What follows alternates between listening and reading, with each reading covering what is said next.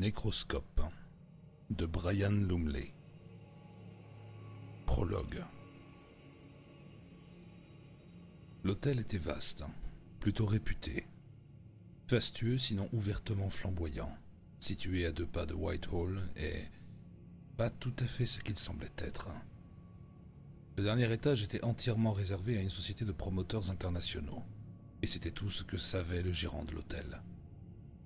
Les occupants de cette zone inconnue avaient leur propre ascenseur à l'arrière du bâtiment, également un escalier privé à l'arrière complètement séparé de l'hôtel lui-même, et même leur propre issue de secours. En réalité, il étant le seul nom qu'on puisse raisonnablement leur donner en de telles circonstances, étaient les propriétaires du dernier étage, de ce fait, échappaient totalement à la sphère de contrôle et de fonctionnement de l'hôtel. Excepté que, vu de l'extérieur, peu de gens auraient soupçonné que le bâtiment dans son intégralité était autre chose que ce qu'il était censé être, ce qui était exactement l'image, ou l'absence d'image, qu'il désirait donner. Quant aux promoteurs internationaux, quoi que puissent être de telles créatures, ils n'existaient pas. En fait, ces hommes appartenaient à un service gouvernemental, ou plus exactement à un service auxiliaire. Le gouvernement les tolérait comme un arbre tolère une petite plante grimpante, mais leurs racines étaient totalement séparées. De la même façon, parce qu'il n'était qu'un parasite minuscule, la masse énorme de l'arbre ignorait complètement leur présence. Comme c'est le cas pour tant de projets expérimentaux officieux, le financement de leur activité n'était guère considéré comme une priorité et provenait d'une petite caisse. Les frais d'entretien de leur bureau figuraient par conséquent tout en bas de la liste des dépenses, mais c'était inévitable. Car contrairement à d'autres projets, la nature de celui-ci exigeait une très grande discrétion. Si jamais son existence était découverte, cela provoquerait une gêne considérable. Sans aucun doute, il serait considéré avec suspicion et mépris, voire avec incrédulité et une franche hostilité. On jugerait qu'il représentait une dépense parfaitement superflue, un fardeau inutile pour les contribuables, un gaspillage complet de l'argent public. Et il n'y aurait rien pour le justifier. Les bénéfices ou les fruits de sa raison d'être demeuraient jusqu'à maintenant purement hypothétiques, et le plus léger gel causerait leur fin. Les mêmes principes s'appliquent à toute organisation ou agence de ce genre. Elle doit être considérée comme efficace tout en conservant, et c'est là le paradoxe, son manteau d'invisibilité, son anonymat. Conclusion, révéler l'existence d'un service de ce genre revient à le tuer. Une autre façon de se débarrasser de cette sorte d'hybride consisterait tout simplement à arracher ses racines et à nier qu'il ait jamais existé, ou à attendre qu'il soit déraciné par un agent extérieur, puis omettre de le replanter. 3 jours auparavant, un tel déracinement s'était produit. Une vrille majeure avait été brisée, dont la fonction principale était de lier la plante grimpante au corps hôte, fournissant ainsi sa stabilité. En bref, le directeur du service avait été victime d'une crise cardiaque en rentrant chez lui, et il était mort.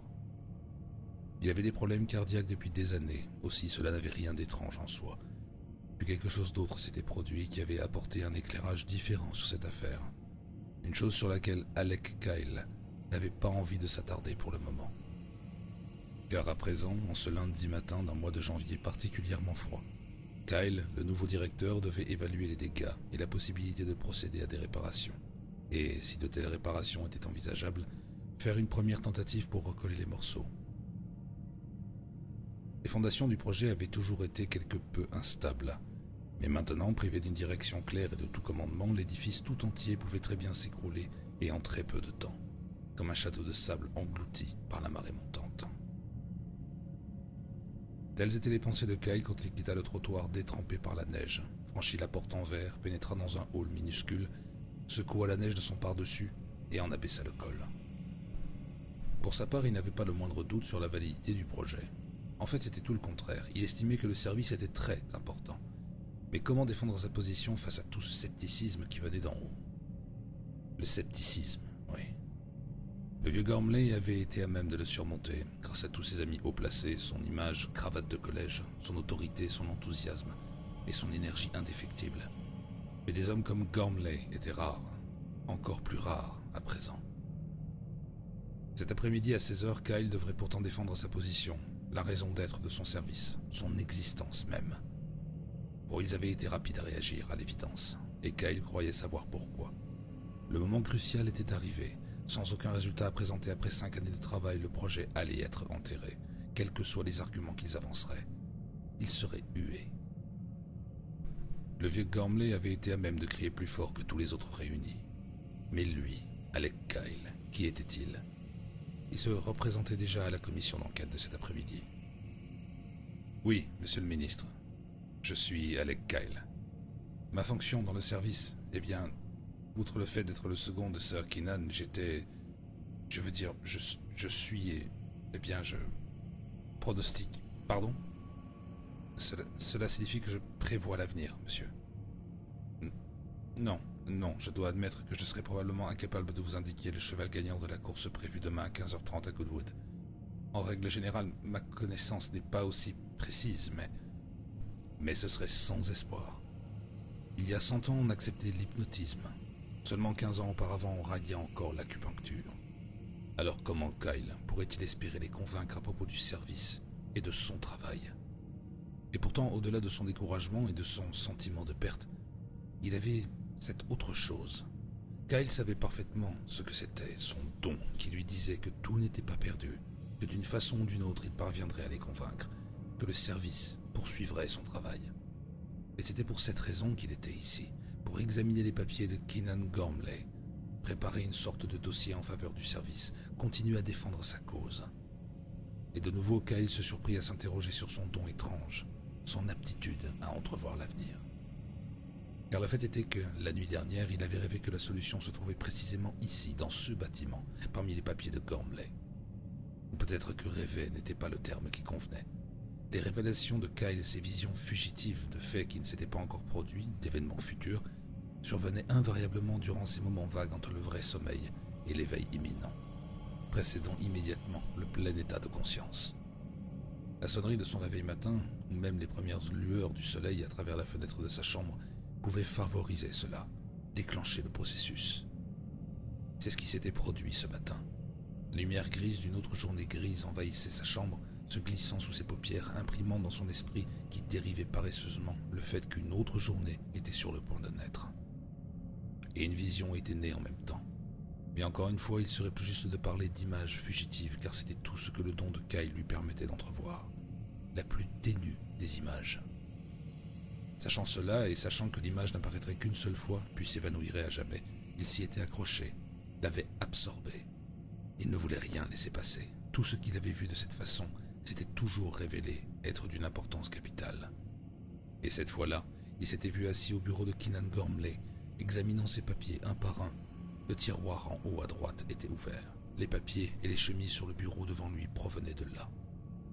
L'énorme classeur métallique de Gormley placé contre le mur n'était pas ouvert. Ces 3 clés se trouvaient sur le bureau où Kyle les avait jetées. Chaque clé ouvrait une minuscule tiroir dans le classeur et à chaque tiroir avait sa propre serrure à combinaison. Kyle connaissait les combinaisons, mais n'avait pas encore pris la peine d'ouvrir le classeur. Non, car ce qu'il cherchait se trouvait ici, dans ces documents provenant du tiroir. Comme si la conception nette de ce fait avait galvanisé son double assis dans le fauteuil de Gormley, Kyle s'était vu s'immobiliser brusquement alors qu'il arrivait à une certaine chemise. C'était une chemise jaune, ce qui signifiait qu'elle concernait un membre potentiel de l'organisation. Quelqu'un qui était bien noté, quelqu'un que Gormley avait repéré, peut-être quelqu'un qui avait un don véritable. Comme cette pensée se faisait en lui, Kyle avait fait un pas vers lui-même où il s'était assis. Puis de façon théâtrale, comme c'était toujours le cas, son image avait levé la tête, l'avait regardé et avait brandi la chemise pour lui permettre de lire le nom écrit dessus. Il s'agissait de Harry Keogh. C'était tout. À ce moment-là, Kyle avait commencé à se réveiller. Quant à ce que cela m'aurait voulu dire ou était censé signifier, qui pouvait le dire ? Kyle avait renoncé depuis longtemps à essayer d'interpréter la signification de ces visions momentanées, mais il savait qu'elles avaient un sens. En tout cas, si quelque chose l'avait poussé à venir aujourd'hui, c'était bien ce bref rêve et néanmoins inexplicable avant de se réveiller. Il était encore très tôt. Aussi Kyle avait-il évité de quelques minutes à peine les premiers embouteillages dans les rues de Londres. Dès l'heure suivante, ce serait le chaos, mais ici, à l'intérieur, c'était aussi silencieux qu'une tombe. On avait donné au reste de l'équipe administrative, 3 personnes en tout, dont la dactylo, 2 jours de congé, aujourd'hui et demain, par respect pour le défunt. Par conséquent, les bureaux au dernier étage seraient complètement déserts. Dans le vestibule exigu, Kyle avait appuyé sur le bouton d'appel de l'ascenseur qui arriva enfin et ouvrit ses portes. Il entra dans la cabine et comme les portes se refermaient derrière lui, sortit son passe d'accréditation et le fit glisser doucement dans la fente de détection. L'ascenseur eut une secousse mais ne fit aucun mouvement vers le haut. Les portes s'ouvrirent, béèrent un long moment, puis se refermèrent. Kyle se renfrogna, jetant un coup d'œil à son passe et jura silencieusement. Le passe n'était plus valide depuis la veille. En temps normal, Gormley aurait renouvelé sa validité sur l'ordinateur du service. Désormais, Kyle devrait le faire lui-même. Heureusement, il avait emporté avec lui le pass de Gormley, ainsi que le reste de ses effets personnels liés au bureau. Utilisant le sésame de l'ex-directeur du service, il obligea l'ascenseur à le transporter jusqu'au dernier étage et effectua une procédure similaire pour pénétrer dans la suite principale des bureaux. Le silence ici était presque assourdissant, situé très haut au-dessus du niveau de la rue avec des parquets insonorisés pour étouffer les bruits de l'hôtel en dessous et des fenêtres à double vitrage teintées pour plus d'intimité. L'endroit semblait sous vide. L'atmosphère du lieu procurait le sentiment que si on écoutait ce silence suffisamment longtemps, respirer deviendrait difficile. C'était particulièrement le cas dans le bureau de Gormley où quelqu'un avait eu la persévérance de baisser les stores des fenêtres. Mais les lames s'étaient coincées à mi-chemin de leur fermeture complète, si bien que maintenant, avec des bandes de lumière qui passaient à travers les vitres teintées en vert, l'ensemble du bureau semblait décoré d'un filet horizontal aux couleurs sous-marines. Cela donnait à cette pièce jadis familière un aspect étrangement inconnu, et brusquement c'était très bizarre et irréel de ne pas voir le patron ici. Kyle se tint sur le seuil et contempla le bureau durant de longs instants avant d'entrer. Puis il referma la porte derrière lui et s'avança vers le milieu de la pièce. Plusieurs scanners invisibles l'avaient déjà repéré et identifié, dans les autres bureaux, aussi bien que dans celui-ci, mais un écran de moniteur sur le mur près de la table de travail de Gormley ne fut pas satisfait. Il émit un bip et s'afficha. Sir Keenan Gormley n'est pas joignable pour le moment. Ceci est une zone sécurisée. Veuillez vous identifier avec votre voix en parlant normalement ou bien partez immédiatement. Si vous refusez de partir ou de vous identifier, un avertissement de 10 secondes sera donné. Après quoi, la porte et les fenêtres seront verrouillées automatiquement. Je répète, ceci est une zone sécurisée. Près d'une pulsion d'agressivité absurde à l'écart de la machine froide et non pensante, et se sentant rien de moins que pervers, Kyle demeura silencieux et attendit. Au bout de 3 secondes, l'écran s'effaça et afficha « L'avertissement de 10 secondes commence maintenant. 10, 9, 8, 7, 6... » Alec Kyle, dit ce dernier à contre-cœur, car il n'avait aucune envie de se retrouver enfermé. La machine reconnut son empreinte vocale, s'arrêta de compter et commença une nouvelle routine. Bonjour, Monsieur Kyle. Sir Keenan Gormley n'est pas... Je sais. Il est mort. Il s'approcha du clavier et tapa le code d'annulation du système de sécurité, ce à quoi la machine répondit « N'oubliez pas de le réactiver avant de partir. » Et l'écran s'éteignit. Kyle s'assit derrière le bureau. Drôle de monde, pensa-t-il, et drôle d'équipe. Robots et romantiques, superscience et surnaturel, télémétrie et télépathie. Calcul de probabilité informatisé et préscience, gadgets et fantômes. Il chercha dans sa poche ses cigarettes et son briquet, puis les sortit, ainsi que les clés du classeur sécurisé de Gormley. Machinalement, il jeta celles-ci vers un coin vide de la table de travail. Puis il s'immobilisa et les regarda, posés là, en formant un motif. Le motif de cette vision de l'avenir qu'il avait eue le matin même. Très bien. Commençons par là. Il essaya d'ouvrir les tiroirs du bureau, fermés à clé. Il sortit le calepin de Gormley de la poche intérieure de son pardessus et consulta le code. C'était « Sésame, ouvre-toi ».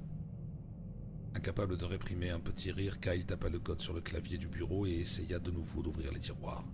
Celui de droite, en haut, s'ouvrit en coulissant sur une simple pression. À l'intérieur, des papiers, des documents, des chemises. Et voici le moment comique, pensa-t-il. Il sortit les papiers et les plaça devant lui sur le bureau, laissant le tiroir ouvert, sa vision de nouveau. Il commença à parcourir les documents, les remettant dans le tiroir l'un après l'autre. Il savait que depuis le temps, son don ne devrait plus le surprendre. Pourtant, c'était toujours le cas.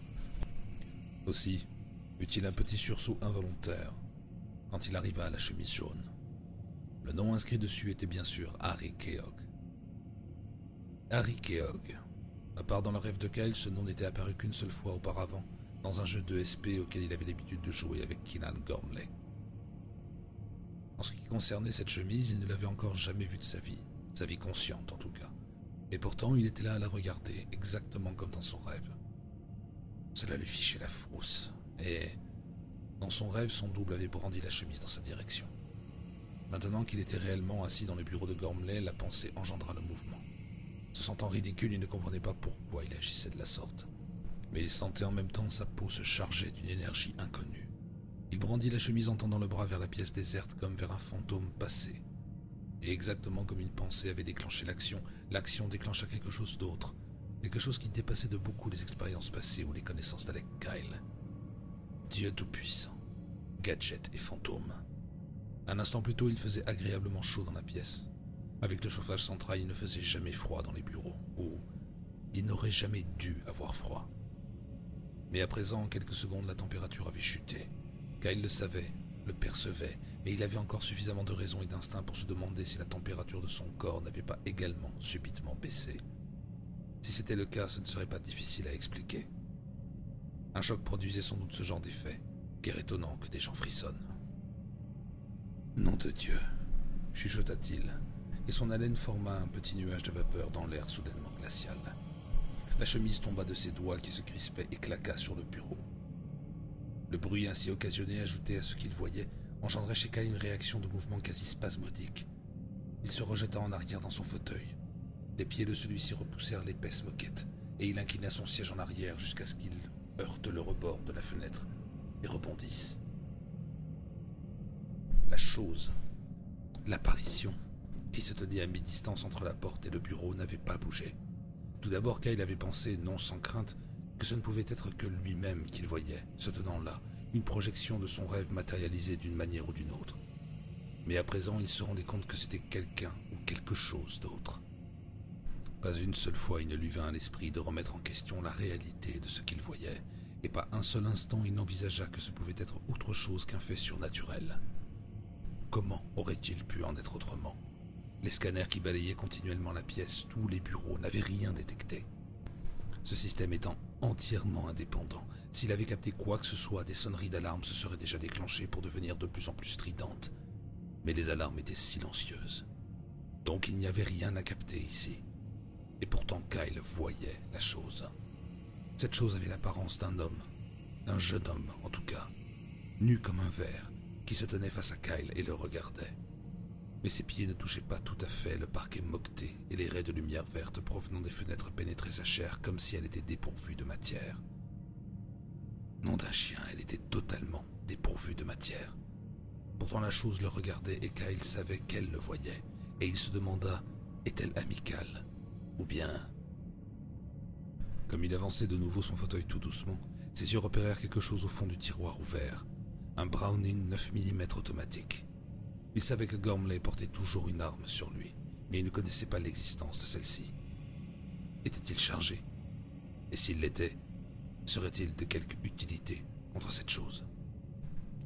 Non, dit l'apparition nue en faisant lentement un signe de tête négatif quasi imperceptible. Non, cela ne servira à rien. Son intervention était d'autant plus surprenante que ses lèvres n'avaient pas bougé, ne serait-ce que d'1 millimètre. Nom de Dieu! S'exclama Kyle, tandis qu'une fois encore il s'écartait involontairement du bureau. Puis, se contrôlant, il se dit à lui-même « Vous lisez dans mon esprit. » L'apparition esquissa un léger sourire. « Nous avons tous un don, Alec. Vous avez le vôtre, et j'ai le mien. » La mâchoire inférieure de Kyle, dont la bouche était déjà entr'ouverte, s'affaissa complètement. Il se demandait ce qui serait le plus facile, se contenter de penser à l'intention de la chose, ou bien lui parler. « Parlez-moi. Je pense que ce sera plus facile pour nous deux. » Kyle avala sa salive, essaya de dire quelque chose, déglutit de nouveau et lâcha finalement. Que diable êtes-vous? Peu importe qui je suis. Ce qui est important, c'est ce que j'étais et serai. Maintenant, écoutez-moi, j'ai énormément de choses à vous dire, et c'est d'une importance capitale. Cela va prendre du temps, des heures peut-être. Avez-vous besoin de quelque chose avant que je commence? Kyle regarda fixement la chose, quoi qu'elle puisse être, et l'observa un moment. Détourna les yeux, puis la regarda du coin de l'œil. La chose était toujours là. Il se soumit à son instinct, soutenu par au moins 2 de ses 5 sens, ceux de la vue et de l'ouïe. La chose semblait rationnelle. Elle existait. Elle voulait lui parler. Pourquoi lui et pourquoi maintenant? Sans aucun doute, il le découvrirait sous peu, mais non d'un chien. Il voulait lui parler lui aussi. Il avait un authentique fantôme devant lui, ou un authentique mort. Besoin de quelque chose? Répéta-t-il d'une voix mal assurée. Vous allumiez une cigarette. Vous désirez peut-être également retirer votre pardessus, boire un café. Une fois que vous aurez fait ces choses, nous pourrons commencer. Le chauffage central s'était rallumé, montant d'un cran pour compenser la soudaine chute de température. Kyle se leva prudemment, retira son pardessus, le plia et le posa sur le dossier d'un fauteuil. Un café. Oui, je reviens tout de suite. Il contourna le bureau et passa près de son visiteur. Celui-ci se tourna pour le regarder sortir de la pièce, une ombre pâle qui flottait là, décharnée, aussi immatérielle qu'un flocon de neige, une bouffée de fumée. Et pourtant, il y avait de la puissance en elle.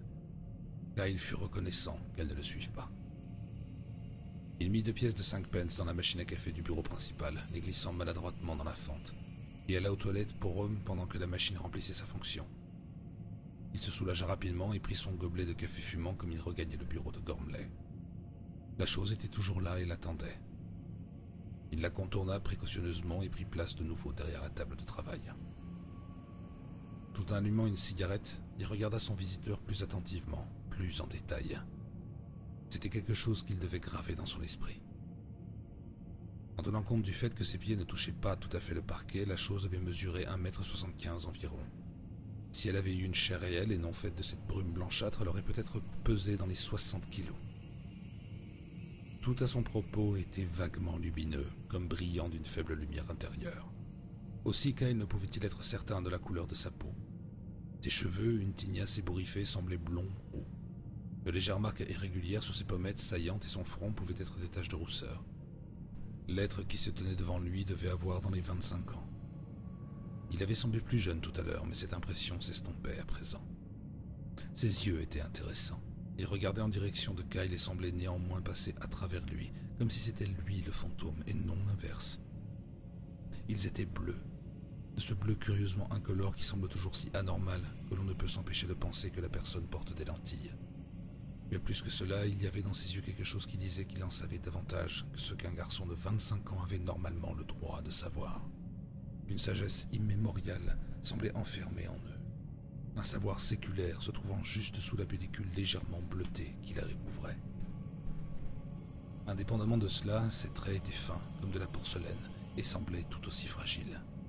Ses mains étaient minces, ses doigts fuselés, ses épaules légèrement tombantes. Sa peau, d'une façon générale, excepté les taches de rousseur sur son visage, était pâle et sans défaut. S'il n'y avait eu que ses yeux, on ne l'aurait probablement pas remarqué en le croisant dans la rue. C'était juste un jeune homme, ou un jeune fantôme, ou peut-être un très vieux fantôme. « Non », dit l'objet de l'examen minutieux de Kyle, sans remuer les lèvres. « Je ne suis en aucun cas un fantôme. Pas dans le sens classique du terme, en tout cas. Mais à présent, puisqu'il est clair que vous m'acceptez, pouvons-nous commencer ?»« Commencer ? Bien sûr. » Kyle eut brusquement envie d'éclater de rire, d'un rire nerveux d'écolière. Il le réprima avec difficulté. « Êtes-vous sûr d'être prêt ? » Oui, allez-y. Mais puis-je enregistrer ceci pour la postérité ou quelque chose dans le genre, vous comprenez ? Il y a un magnétophone ici, et La machine ne m'entendra pas. Désolé, mais je ne parle qu'à vous, directement à vous. Je pensais que vous l'aviez compris, mais si vous le désirez, prenez des notes. Des notes, oui. Parfait. Je suis prêt. L'histoire que je vais vous raconter est étrange. Mais étant donné l'organisation dans laquelle vous travaillez, vous ne devriez pas la trouver trop incroyable. Dans le cas contraire, vous aurez beaucoup de choses à faire ensuite. Et la vérité de ce que je vais vous dire apparaîtra d'elle-même. Quant aux doutes que vous avez peut-être concernant l'avenir de votre service, oubliez-les. Votre travail va se poursuivre et il avancera à pas de géant. Gormley était le directeur, mais il est mort. Maintenant, vous allez le remplacer pendant quelque temps. Vous serez à la hauteur, je vous l'assure. De toute façon, rien de ce que Gormley savait n'a été perdu. En fait, beaucoup ont été gagnés. En ce qui concerne l'opposition, ils ont subi des pertes, dont ils ne se remettront peut-être jamais. Ou du moins, ils sont sur le point de les subir. Tandis que l'apparition parlait, les yeux de Kyle s'agrandirent encore plus, et il se redressa petit à petit. Cette chose était au courant pour le service.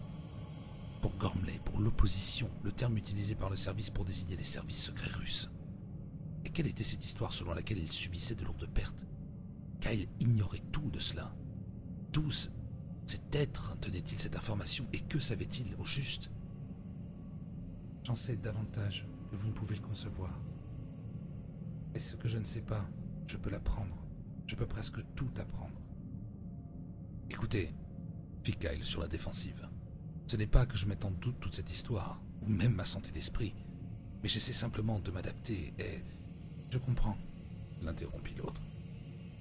Et je vous en prie, adaptez-vous au fur et à mesure si vous le pouvez. Concernant ce que je m'apprête à vous dire, parfois les faits se chevauchent dans le temps et il me faudra que vous vous adaptiez également à cela. Cependant, je vais essayer, dans la mesure du possible, de les relater de façon chronologique. Ce qui importe, c'est l'information elle-même et sa portée. Je ne suis pas certain de bien comprendre. Je sais. Alors, écoutez attentivement. Ensuite, vous comprendrez peut-être.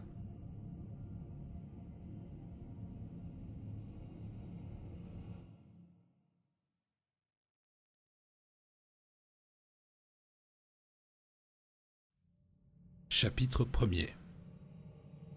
Moscou, mai 1971.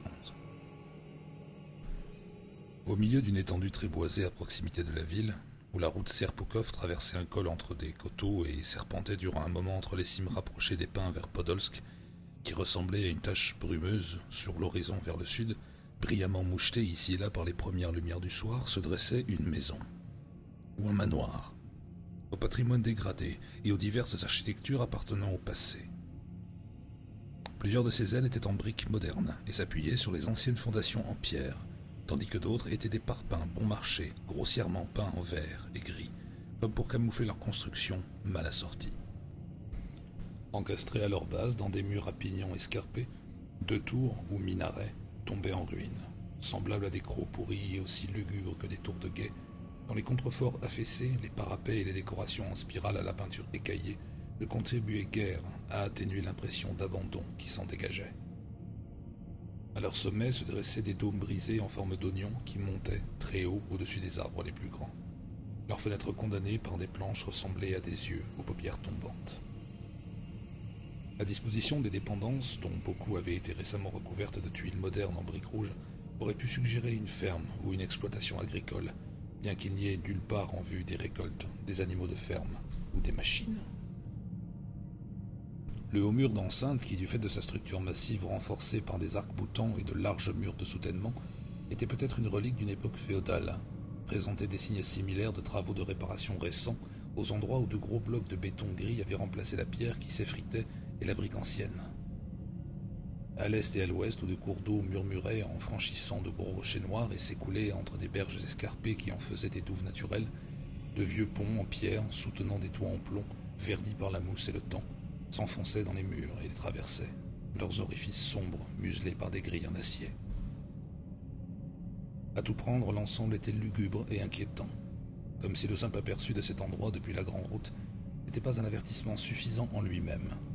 Un panneau à l'embranchement ou un sentier sinué depuis la route et disparaissait dans les bois indiquait que tout le secteur était propriété de l'État, surveillé et protégé, et que tout intrus serait poursuivi en justice.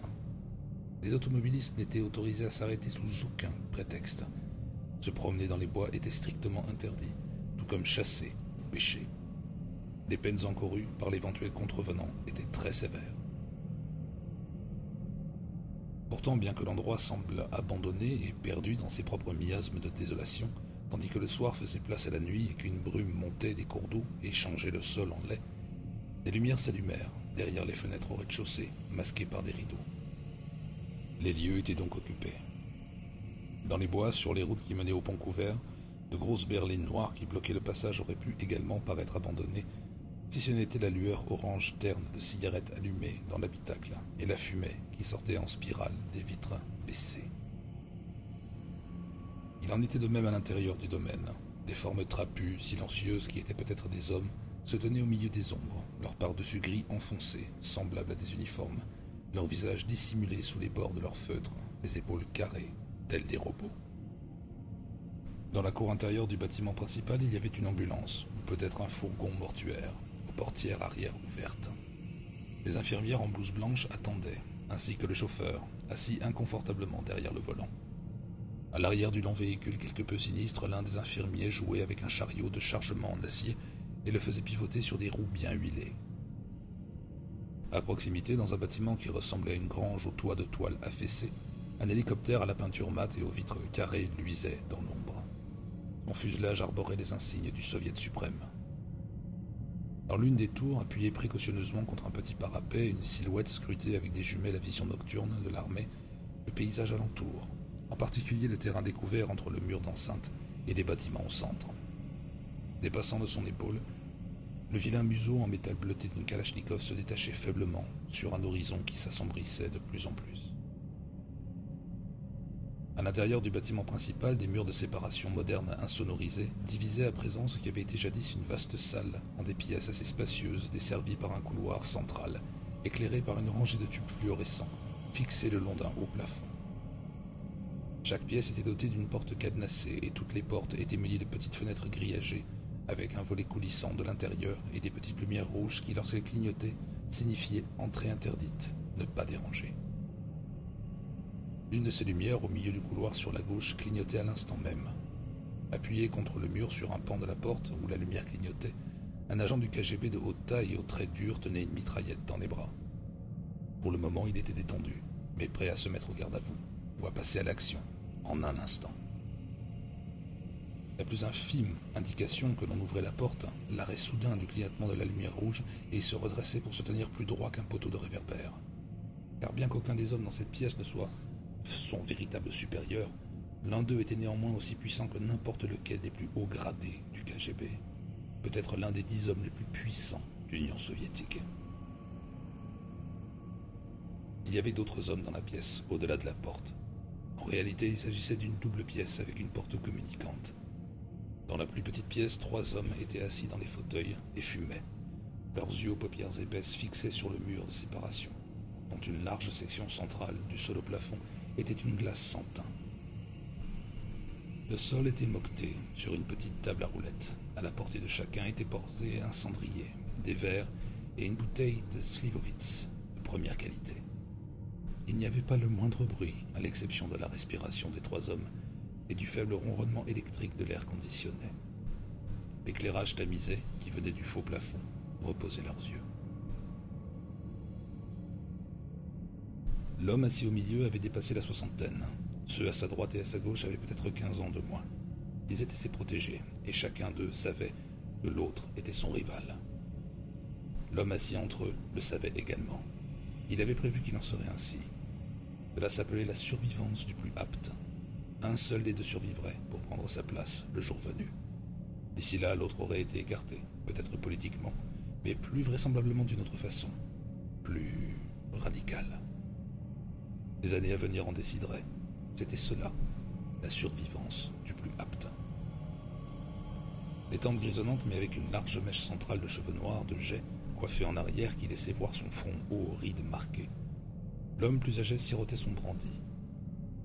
Lorsqu'il fit un geste avec sa cigarette, l'homme à sa gauche tendit prestement le cendrier. La moitié de la cendre chaude s'y déposa, et le reste tomba par terre. Au bout d'un moment, la moquette commença à roussir, et des volutes d'une fumée âcre s'élevèrent.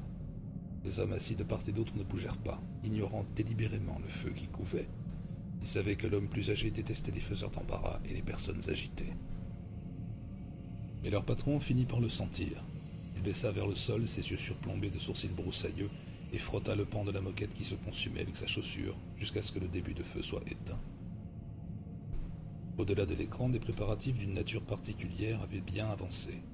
À l'ouest, on aurait qualifié l'attitude de l'homme de l'autre côté de l'écran d'échauffement. Sa méthode avait été simple, étonnamment simple, si l'on considérait ce qui allait se passer. Il s'était lavé, il s'était déshabillé et avait pris un bain, savonnant minutieusement et laborieusement chaque centimètre carré de son corps.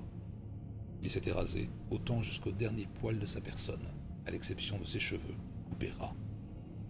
Il avait déféqué avant et après le bain, après quoi il s'était assuré de sa propreté en lavant de nouveau ses parties intimes à l'eau chaude et en se séchant avec une serviette. Ensuite, toujours complètement nu, il s'était reposé. Sa méthode de repos aurait pu paraître macabre à l'extrême pour toute personne non initiée, mais cela faisait partie des préparatifs. Il était allé s'asseoir à côté du second occupant de la pièce, lequel était étendu sur une table ou un chariot, pas tout à fait horizontal, dont la surface en aluminium était cannelée, et avait posé sa tête sur ses bras croisés qu'ils avaient appuyés sur l'abdomen de l'homme allongé. Puis il avait fermé les yeux, et apparemment avait dormi pendant une quinzaine de minutes. Cela n'avait rien d'érotique ni de vaguement homosexuel. L'homme sur le chariot était également nu, beaucoup plus âgé que le premier, le corps flasque, ridé et chauve, à l'exception d'une frange de cheveux gris sur les tempes. Il était mort, indéniablement mort. Pourtant, même dépourvu de vie, son visage blême et bouffi, sa bouche fine et ses épais sourcils gris inclinés étaient cruels. Tout cela, les trois hommes de l'autre côté de la paroi vitrée l'avaient observé, et tout avait été accompli avec une sorte de détachement clinique et sans aucune indication extérieure que l'exécutant savait qu'ils étaient là. Il avait simplement oublié leur présence. Son travail était trop prenant, trop important pour tolérer la moindre intervention ou ingérence du dehors. Il se mit à bouger, redressa la tête, battit les paupières 2 fois et se leva lentement. Tout était en ordre à présent. Les investigations pouvaient commencer. Les 3 observateurs se penchèrent légèrement en avant dans leur fauteuil, contrôlèrent automatiquement leur respiration et concentrèrent toute leur attention sur l'homme nu. C'était comme s'ils redoutaient de perturber quelque chose, et ce, bien que leur cellule d'observation soit complètement isolée et parfaitement insonorisée. L'homme nu tourna le chariot, transportant le cadavre jusqu'à ce que son extrémité la plus basse, où les pieds froids comme de l'argile du mort dépassaient légèrement et formaient un V, soit placé au-dessus du rebord de la baignoire. Il approcha un second chariot, plus conventionnel, et ouvrit la mallette en cuir qui était posée dessus, laissant apparaître scalpel, ciseaux et scie, toute une série d'instruments chirurgicaux affilés. Dans la cellule d'observation, l'homme assis au centre s'autorisa un sourire sardonique qui échappa à ses subordonnés, qui se détendaient un peu dans leur fauteuil, convaincus à présent qu'ils étaient sur le point de n'assister à rien de plus spectaculaire qu'à une autopsie quelque peu bizarre. Leur patron eut le plus grand mal à contenir le gloussement qui montrait de sa poitrine, le frisson d'amusement macabre qui parcourait son corps trapu, tandis qu'il savourait par avance le choc qui les attendait. Il avait déjà vu toute la scène, mais pas eux, et cela serait également un genre de test. L'homme nu prit une longue tige chromée, dont l'une des extrémités était pointue comme une aiguille, et l'autre munie d'une poignée en bois, puis, sans s'arrêter, il se pencha sur le cadavre, plaça la pointe de l'aiguille sur le cratère du nombril du ventre gonflé, et pesa de tout son poids sur la poignée. La tige s'enfonça dans la chair morte et les intestins distendus libérèrent les gaz accumulés au cours des 4 jours qui avaient suivi le décès. Ceux-ci sifflèrent en direction du visage de l'homme nu. « Le son !» aboya l'observateur du milieu, ce qui fit sursauter les 2 autres dans leur fauteuil. Sa voix bourrue était si grave qu'elle ressemblait davantage à une série de gloussements sortis tout droit de sa glotte. « Vite, je veux entendre !» poursuivit-il, en agitant un doigt boutiné vers un haut-parleur du mur. Déglutissant de façon audible, l'homme à sa droite se leva et alla jusqu'au haut-parleur et pressa un bouton sur lequel était marqué « Réception ». L'espace d'un instant, il y eut des parasites, puis un sifflement distinct qui s'estompa tandis que le ventre du cadavre dans l'autre pièce s'affaissait lentement, formant des plis de graisse.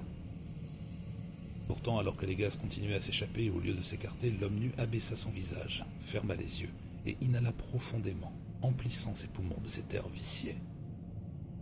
Les yeux rivés sur la glace sans teint, se déplaçant maladroitement, le fonctionnaire regagna son fauteuil et s'assit lourdement. Sa bouche, comme celle de son collègue, était grande ouverte. À présent, les deux hommes étaient perchés sur le bord de leur fauteuil, le dos droit comme un i, les mains crispées sur les accoudeurs en bois. Une cigarette oubliée tomba dans le cendrier posé sur la table basse et émit de nouveaux serpentins de fumée parfumée. Seul l'observateur au milieu semblait impassible, et il était tout aussi intéressé par l'expression sur le visage de ses subordonnés que par l'étrange rituel qui avait lieu au-delà de l'écran. L'homme nu s'était redressé et se tenait de nouveau droit au-dessus du cadavre dégonflé. Il avait posé une main sur la cuisse du mort, l'autre sur sa poitrine, les paumes à plat. Ses yeux étaient ouverts à présent, aussi ronds que des soucoupes, mais la couleur de sa peau avait changé de façon visible. Le rose sain, normal, d'un corps jeune récemment nettoyé avec soin, avait entièrement disparu, remplacé par un gris identique à celui de la chair morte qu'il touchait. Il était littéralement gris comme la mort. Il retint son souffle. Il donnait l'impression de savourer le goût de la mort.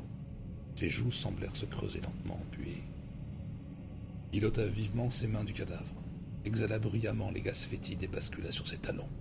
Durant un moment, on eût dit qu'il allait tomber à la renverse, mais il se balança de nouveau vers l'avant, et encore une fois, avec beaucoup de précaution, il abaissa ses mains vers le corps. Décharné et gris comme la pierre, il caressa la chair. Ses doigts tremblaient comme il se déplaçait avec une légèreté de papillon, de la tête vers les orteils, puis dans l'autre sens. Cela n'avait toujours rien d'érotique, mais celui des observateurs qui se trouvaient à gauche chuchota. S'agit-il d'un nécrophile? Qu'est-ce que c'est, camarade général? Taisez-vous et instruisez-vous, grogna l'homme du milieu. Vous savez où vous êtes, non? Rien ne devrait vous surprendre ici. Quant à ce que c'est, ce qu'il est, vous le verrez sous peu. Je vais vous dire une chose. À ma connaissance, il n'y a que 3 hommes de ce genre dans toute l'URSS.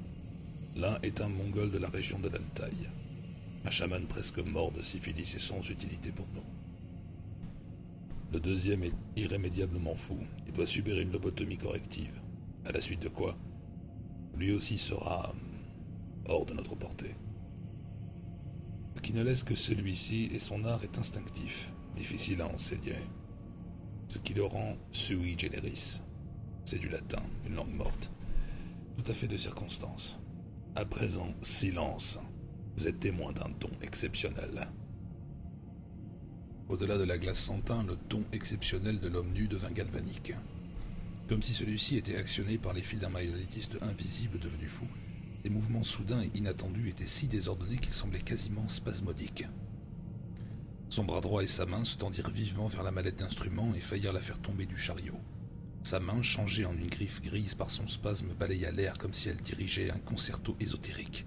Mais au lieu d'une baguette, elle tenait un scalpel luisant en forme de croissant. À présent, les 3 observateurs tendaient le cou, les yeux écarquillés et bouche grande ouverte.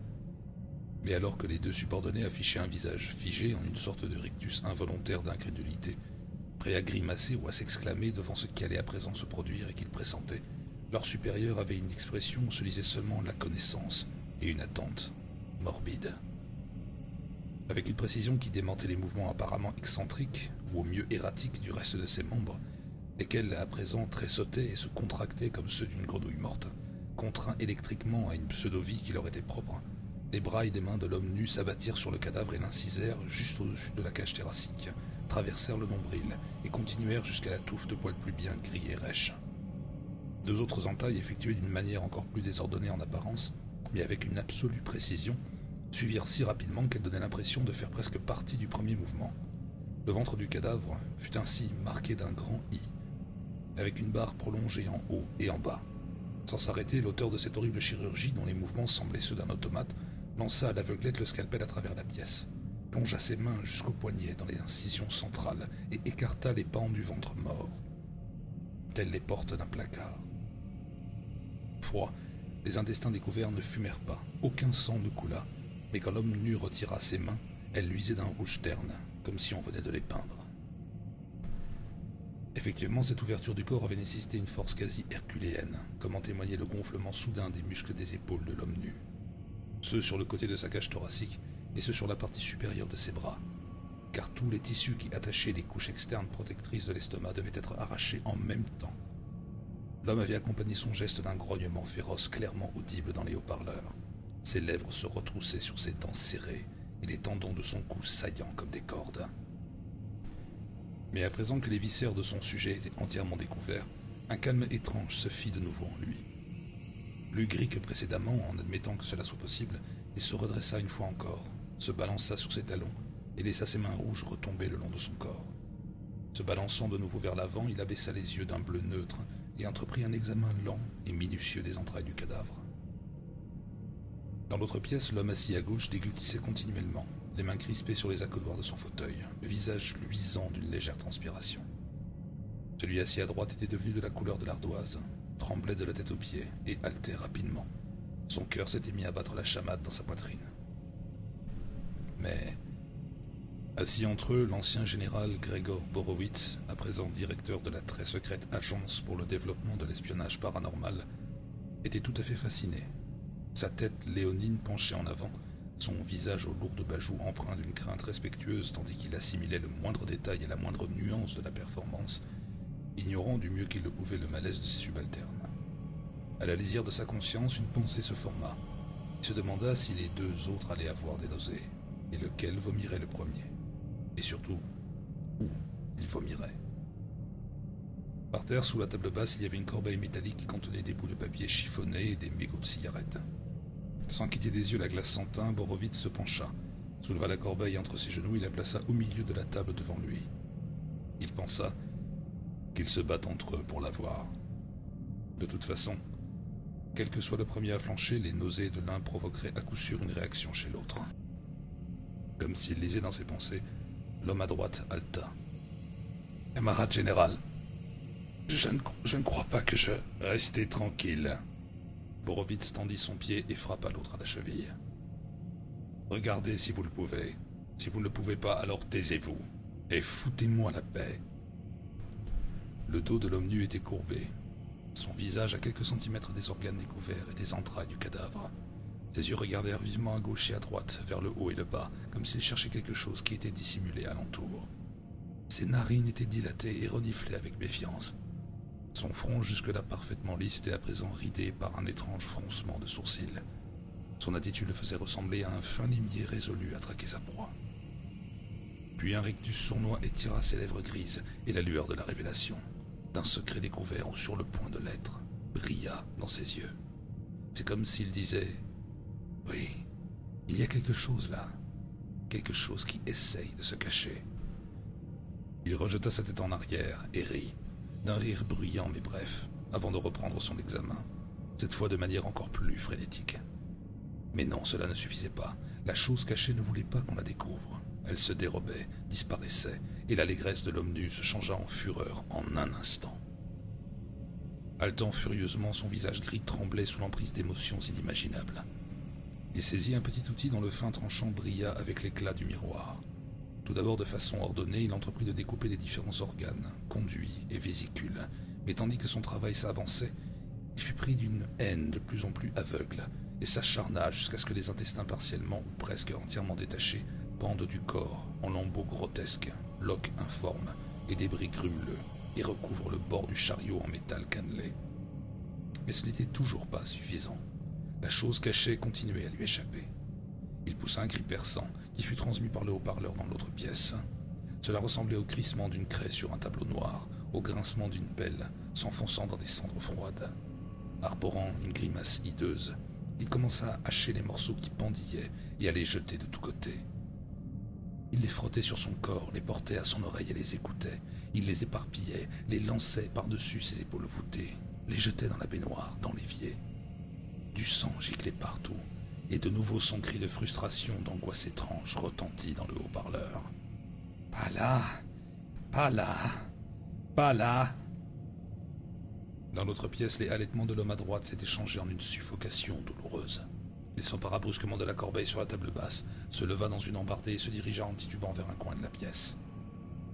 À contre-cœur, Borowitz dut lui reconnaître le mérite de se montrer discret.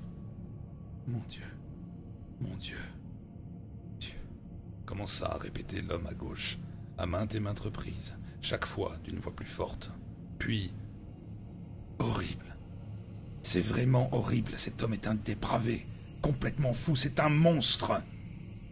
Il est très doué, grogna Borowitz. Vous voyez? Vous voyez? Maintenant, il va au fond du problème.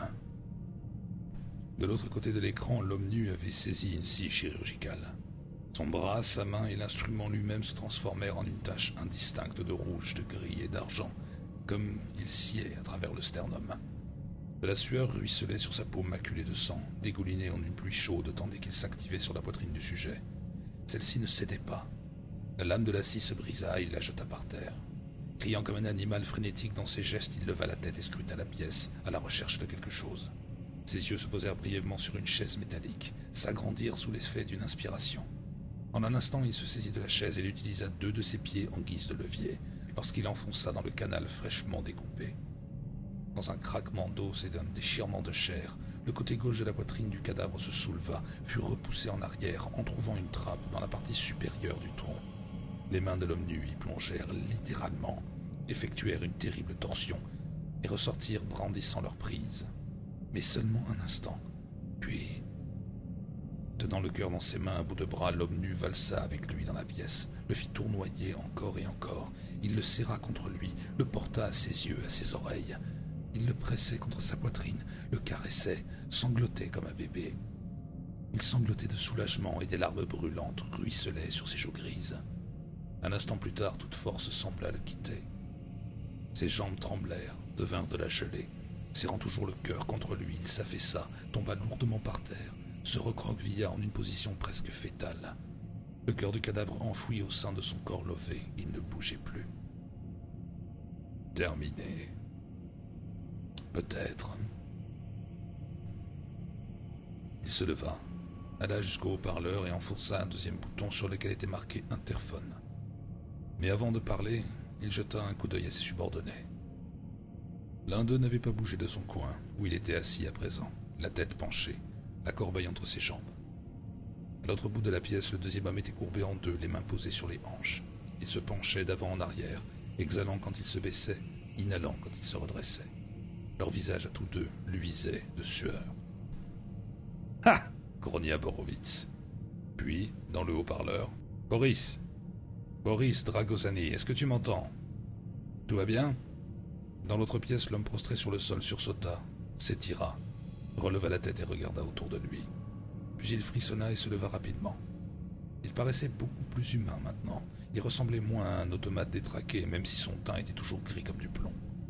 Ses pieds nus glissèrent sur le sol visqueux. Il chancela légèrement, mais recouvra son équilibre aussitôt. Puis il vit le cœur qu'il serrait toujours contre lui, et eut un deuxième grand frisson, et le lança au loin avant de s'essuyer les mains sur ses cuisses. Il ressemblait, se dit Borowitz, à quelqu'un qui vient de se réveiller d'un cauchemar agité, mais on ne devait pas le laisser émerger trop rapidement. Il y avait quelque chose que Borowitz devait savoir, et il devait le savoir maintenant, tant que c'était encore frais dans l'esprit de l'homme. « Dragosani, est-ce que tu m'entends ?» Alors que les compagnons de Borowitz parvenaient finalement à se contrôler et le rejoignaient devant le grand écran, l'homme nu tourna son regard vers eux. Pour la première fois, Boris Dragosani eut conscience de l'écran qui, de son côté, n'était qu'une vitre légèrement givrée, composée de nombreux petits carreaux de plomb. Il regarda directement dans leur direction comme s'il les voyait vraiment, comme un aveugle regarde parfois, et répondit. « Oui, je vous entends, camarade général, et vous aviez raison. Il projetait de vous assassiner. »« Ah bon ?» Borowitz ferma un poing charnu et frappa la paume de sa main gauche. « Combien était-il avec lui ?» Dragosani semblait complètement épuisé. Sa coloration grisâtre s'estompait et ses mains, ses jambes et la partie inférieure de son corps avaient déjà repris une teinte bien plus charnelle. Ce n'était qu'un homme fait de chair et de sang après tout, et il semblait sur le point de s'écrouler. Aller jusqu'à la chaise qu'il avait lancée, la redresser et s'asseoir dessus ne représentait qu'un petit effort. Pourtant ces simples gestes semblèrent consumer ses dernières réserves d'énergie. Posant ses coudes sur ses genoux, se tenant la tête entre les mains, il fixait le sol entre ses pieds. « Eh bien, » dit Borowitz dans le haut-parleur. « Un seul homme, » répondit finalement Dragosani sans lever les yeux. « Quelqu'un de proche de vous. Je n'ai pas pu lire son nom. C'est tout? Oui, camarade général. Dragosani redressa la tête et regarda de nouveau vers l'écran. Il y avait quelque chose qui ressemblait à une prière dans ses yeux bleus délavés. Avec une familiarité qui laissa les subordonnés de Borovitz perplexes, il dit alors « Grégor, je t'en prie, ne me demande pas ça. » Borovitz demeura silencieux. « Grégor, tu m'avais promis beaucoup de choses. Oui, et tu les auras. Je te le promets, le peu que tu donnes, je te le rembourserai amplement. Pour chaque service que tu rends, l'URSS fera preuve d'une grande gratitude, même si cela prend du temps. Tu as sondé des abîmes aussi profonds que l'espace, Boris Dragosani, et je sais que ton courage est plus grand que celui de n'importe quel cosmonaute. Contrairement à la science-fiction, il n'y a pas de monstres là où ils vont. Et les frontières que tu franchis sont des antres de l'horreur, je sais tout cela. L'homme dans notre pièce se redressa, frissonna longuement et violemment. La teinte grise réapparaissait sur ses membres, son corps. Oui, Grégor. Dragosani ne pouvait le voir, mais Borovitz hocha néanmoins la tête. Alors, tu comprends? L'homme nu soupira, baissa la tête à nouveau, puis demanda « Que désires-tu savoir ?» Borovitz humecta les lèvres et se pencha vers l'écran. Deux choses. Le nom de l'homme qui complotait avec ce porc éviscéré est là. Et une preuve que je pourrais présenter devant le Présidium. Je ne suis pas le seul à être en danger dans cette information. Tu l'es également, toi et tout le service. N'oublie pas, Dragosani. Il y en a au KGB qui nous étriperaient s'ils en avaient la possibilité. L'autre ne répondit pas, mais revint vers le chariot où se trouvaient les restes du cadavre. Il se tint devant la masse informe profanée, et sur son visage était écrite son intention. L'ultime sacrilège. Il respira profondément, gonfla ses poumons et exhala l'air lentement, puis il répéta la procédure. Chaque fois, sa poitrine semblait se dilater un peu plus, tandis que sa peau reprenait rapidement et indéniablement sa teinte gris ardoise. Au bout de plusieurs minutes, il tourna finalement son regard vers le plateau d'instruments chirurgicaux, dans la mallette. À présent, Borovitz lui-même était troublé, agité, intimidé. Il s'assit dans son fauteuil et parut rentrer dans lui-même. « Vous deux, est-ce que ça va? Vous, Mikhail, reste-t-il encore quelque chose à vomir? Si oui, ne vous approchez pas. » Ces paroles étaient adressées à l'homme sur la gauche, dont les narines étaient humides, deux trous noirs dilatés dans un visage livide. « Et vous, Andrei, en avez-vous maintenant terminé avec vos flexions et votre ventilation ?» L'homme sur sa droite ouvrit la bouche mais ne dit rien, gardant ses yeux humides fixés sur l'écran, sa pomme d'Adam tressautait. Celui sur sa gauche dit « Laissez-moi au moins regarder le début, mais je préférerais ne pas vomir. Quand ça sera terminé, j'aimerais beaucoup avoir des explications. Vous pouvez dire ce que vous voulez de cet homme, camarade général, mais pour ma part, je crois qu'on devrait l'abattre sur le champ. » Borovitz acquiesça. « Vous aurez vos explications en temps voulu. En attendant, je suis de votre avis. Moi aussi, je préférerais ne pas vomir. » Dragosani avait pris ce qui ressemblait à une gouge en argent dans une main et un petit maillet recouvert de cuivre dans l'autre. Il plaça la rouge au milieu du front du cadavre, abattit vivement le maillet et enfonça la gouge. Comme le maillet rebondissait, après le coup, un peu de liquide cervical remonta dans le tuyau creux de la gouge. Cela suffit à Mikhail. Il déglutit une fois, puis retourna dans son coin, où il se tint tout tremblant, le visage détourné. Le nommé Andrei resta où il était, comme pétrifié, mais Borovitz remarqua la façon dont il serrait et desserrait les poings le long de son corps. Dragosani s'écarta du cadavre et regarda fixement la gouge qui dépassait du crâne transpercé. Il hocha la tête lentement, puis se redressa d'un bond et alla jusqu'au chariot où se trouvait la mallette d'instruments. Laissant tomber le maillot sur le sol grossièrement carrelé, il saisit une mince paille en acier et l'introduisit d'une main experte, et en jetant à peine un regard à ce qu'il faisait dans la cavité de la gouge. Le fin tube d'acier s'abaissa lentement de façon pneumatique dans le fût de la gouge, jusqu'à ce que seul son embout en dépasse. Borovitz ferma les yeux. Bien qu'endurci, il ne pouvait regarder. Il avait déjà vu tout cela, et ne s'en souvenait que trop bien. Quelques instants s'écoulèrent. Mikhail était dans son coin, tremblant. Andrei de l'autre côté de la pièce, le dos tourné à l'écran, et leur supérieur, les yeux fermés, tassé dans son fauteuil. Puis, Le cri qui leur parvint du haut-parleur avait de quoi ébranler les nerfs les plus solides. C'était un cri à réveiller les morts. Il était chargé d'horreur, empli d'une monstrueuse connaissance, et aussi d'indignation. Oui, d'indignation. C'était le hurlement d'un carnivore blessé, d'un animal vindicatif, et tout de suite après, ce fut le chaos. Comme le cri s'estompait, les yeux de Borowitz s'ouvrirent brusquement, ses sourcils épais dessinant un arc sous l'effet de la surprise. Durant un instant, il resta figé, tel un hibou effrayé. Ses nerfs tressautaient, ses doigts étaient crispés sur leurs accoudoirs. Puis il poussa un cri rauque, levant un bras devant son visage, puis rejeta son corps massif en arrière. Son fauteuil se renversa et lui roula sur le sol, protégé par le siège sur la gauche, tandis que l'écran explosait vers l'intérieur en une pluie de morceaux de verre et de petites lamelles de plomb tordues. Un large trou était apparu au milieu de l'écran, d'où dépassaient à moitié les pieds de la chaise métallique lancée depuis l'autre pièce. La chaise fut retirée violemment et disparut, puis elle fut balancée de nouveau, fracassant le reste des petits carreaux et projetant des éclats de verre partout. « Espèce de sale porc, Grégor Borowitz! Tu l'as empoisonné à l'aide d'un agent destiné à pourrir son cerveau. Et maintenant, espèce de salaud, maintenant j'ai goûté à ce même poison !» Derrière cette voix indignée remplie de haine apparut Dragosani lui-même. Un instant, sa silhouette se découpa sur une armature de picots de verre acérés qui pendillait, puis il bondit par-dessus la table basse et les fauteuils renversés vers Borowitz qui se démenait vers le sol. Dans sa main, quelque chose brillait, un objet argenté qui tranchait sur le gris de sa chair. « Non !» mugit Borowitz de sa voix de grenouille taureau, résonnant de terreur dans l'espace restreint de la petite pièce. « Non, Boris, tu te trompes. Tu n'es pas empoisonné. »« Menteur. Je l'ai lu dans son cerveau mort. J'ai senti ses souffrances tandis qu'il agonisait, et maintenant cette saloperie est en moi !» Dragosani bondit vers Borowitz qui essayait de se mettre debout, le fit tomber de nouveau et brandit la lame en argent recourbée qu'il tenait dans son poing serré. L'homme nommé Mikhail, qui avait été projeté vers le fond de la pièce tel un épouvantail arraché par le vent, s'avançait à présent, et sa main glissa entre les pans de son par-dessus.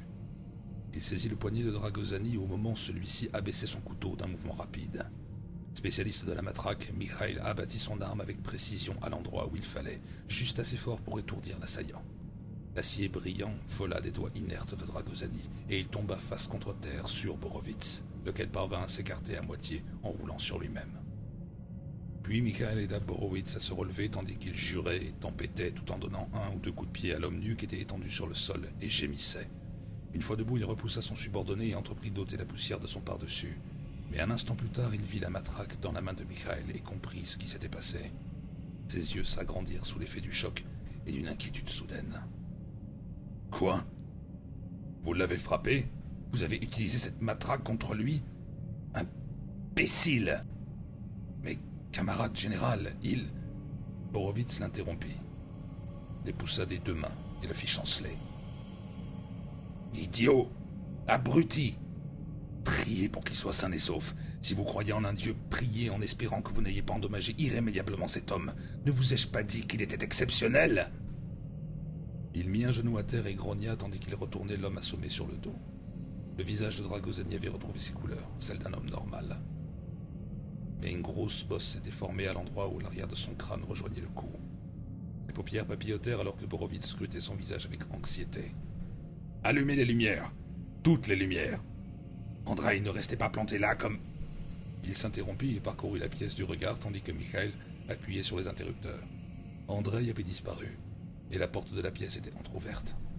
« Ce chien de couard !»« Il est peut-être allé chercher de l'aide, camarade général. Si je n'avais pas frappé Dragosani, il vous aurait... »« Je sais. Cela n'a plus vraiment d'importance maintenant. Aidez-moi à l'asseoir dans un fauteuil. » Tandis qu'il le soulevait et l'installait, Dragosani secoua la tête, gémit bruyamment et ouvrit les yeux. Ceux-ci fixèrent le visage de Borowitz et s'étrécirent. Accusateur. « Toi » fit-il d'une voix sifflante, en essayant de se redresser, mais en vain. « Calme-toi. Et ne sois pas stupide, tu n'es pas empoisonné. Allons, tu crois que je me débarrasserai de bon cœur de mon meilleur atout ? Mais il a véritablement été empoisonné. Il y a seulement 4 jours, ce poison lui a brûlé le cerveau et il est mort dans d'atroces souffrances en pensant que sa tête était en train de fondre. Et maintenant, la même saloperie est en moi. Il faut que je vomisse. Vite, il faut que je vomisse. » Il se débattit avec force pour se lever. Borovitz hocha la tête et le maintint fermement assis, affichant un rictus qui lui donnait l'air d'un loup de Sibérie. Il rejeta en arrière sa mèche de cheveux noirs de jet et déclara d'une voix pesante. « Oui, c'est de cette façon que cet homme est mort. Mais pas toi, Boris, pas toi. Le poison était très spécial, une décoction bulgare. Il agit rapidement, mais se dissout tout aussi vite. Il disparaît en quelques heures, ne laisse pas de traces, devient indécelable. Comme une dague de glace, il frappe, puis il fond. » Mikhail le regardait bouche bée, comme un homme qui n'en croit pas ses oreilles. « Qu'est-ce que cela signifie ? Comment peut-il savoir que nous avons empoisonné le commandant en seconde ? » « Taisez-vous ! Un jour, cette langue trop déliée pourrait bien vous étouffer, Mikhail Garkov. »« Mais vous êtes aveugle, quoi ? Vous n'avez donc rien appris ?» Le subalterne haussa les épaules et se tut. Toute cette affaire le dépassait complètement. Il avait vu tant de choses étranges depuis qu'il avait été affecté à ce service 3 ans auparavant. Vu et entendu des choses qu'il n'aurait jamais cru possibles. Mais ce à quoi il venait d'assister était si éloigné de tout ce qu'il avait vécu que cela défiait la raison. Borovitz s'était de nouveau tourné vers Dragozani, avait saisi son cou à l'endroit où il rejoignait l'épaule. L'homme nu était simplement pâle à présent. Ni gris de plomb, ni rose chair, mais pâle. Il frissonna quand Borovitz lui demanda « Boris, est-ce que tu as appris son nom ? Réfléchis bien, car c'est très important. » Son nom. Dragozani hocha la tête, plissa les yeux et dit « Proche de toi. Oui, son nom est Ustinov. »« Hein ?» Borovitz se redressa. Il commençait à comprendre. « Ustinov. Andrei Ustinov ? Est-ce possible ?»« Très possible. » dit une voix familière depuis l'embrasure de la porte. Ustinov pénétra dans la pièce. Son visage ridé et hagard. Il tenait une mitraillette dans les mains. Il pointa le canon de l'arme devant lui, le braquant négligemment vers les 3 autres. « Tout à fait possible. »« Mais pourquoi ?» fit Borovitz. « N'est-ce pas évident, camarade général ? Ne pensez-vous pas que tout homme qui a été à vos côtés aussi longtemps que moi voudrait vous voir mort ? Durant de trop longues années, Grégor, j'ai supporté vos accès de colère et de rage, toutes vos petites intrigues mesquines et vos brimades stupides. Oui, et je vous ai servi loyalement, jusqu'à maintenant. Et vous ne m'avez jamais apprécié. Vous ne m'avez jamais initié à quoi que ce soit. Qu'ai-je été ? Que suis-je même aujourd'hui, sinon un pion insignifiant, un appendice que l'on méprise ? Eh bien, vous serez ravi de remarquer que je suis un élève doué tout compte fait. Mais votre adjoint, non, je ne l'ai jamais été. Et je devrais m'effacer pour laisser la place à ce petit bureaucrate arrogant. Il eut un signe de tête méprisant à l'adresse de Kerkhoff. Le visage de Borovitz afficha clairement son dégoût. Et dire que vous étiez celui que j'aurais choisi. Un vieux fou, et le pire des fous. Dragozani gémit et porta une main à sa tête. Il voulut se lever, bascula de son fauteuil, tomba sur ses genoux et s'étala face contre terre sur le sol jonché de bris de verre. Borovitz fit mine de s'agenouiller près de lui. « Restez où vous êtes. Vous ne pouvez plus l'aider, maintenant c'est un homme mort. Vous êtes tous des hommes morts. Vous ne vous en tirerez pas comme ça. » Mais son visage avait perdu ses couleurs, et sa voix n'était guère plus qu'un bruissement sec.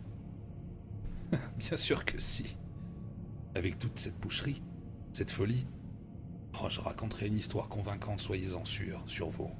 Un fou furieux, et sur les démons que vous employez. Et qui sera là pour dire le contraire ? » Il s'avança. L'arme dans ses mains produisit un double cliquetis, alors qu'il l'armait.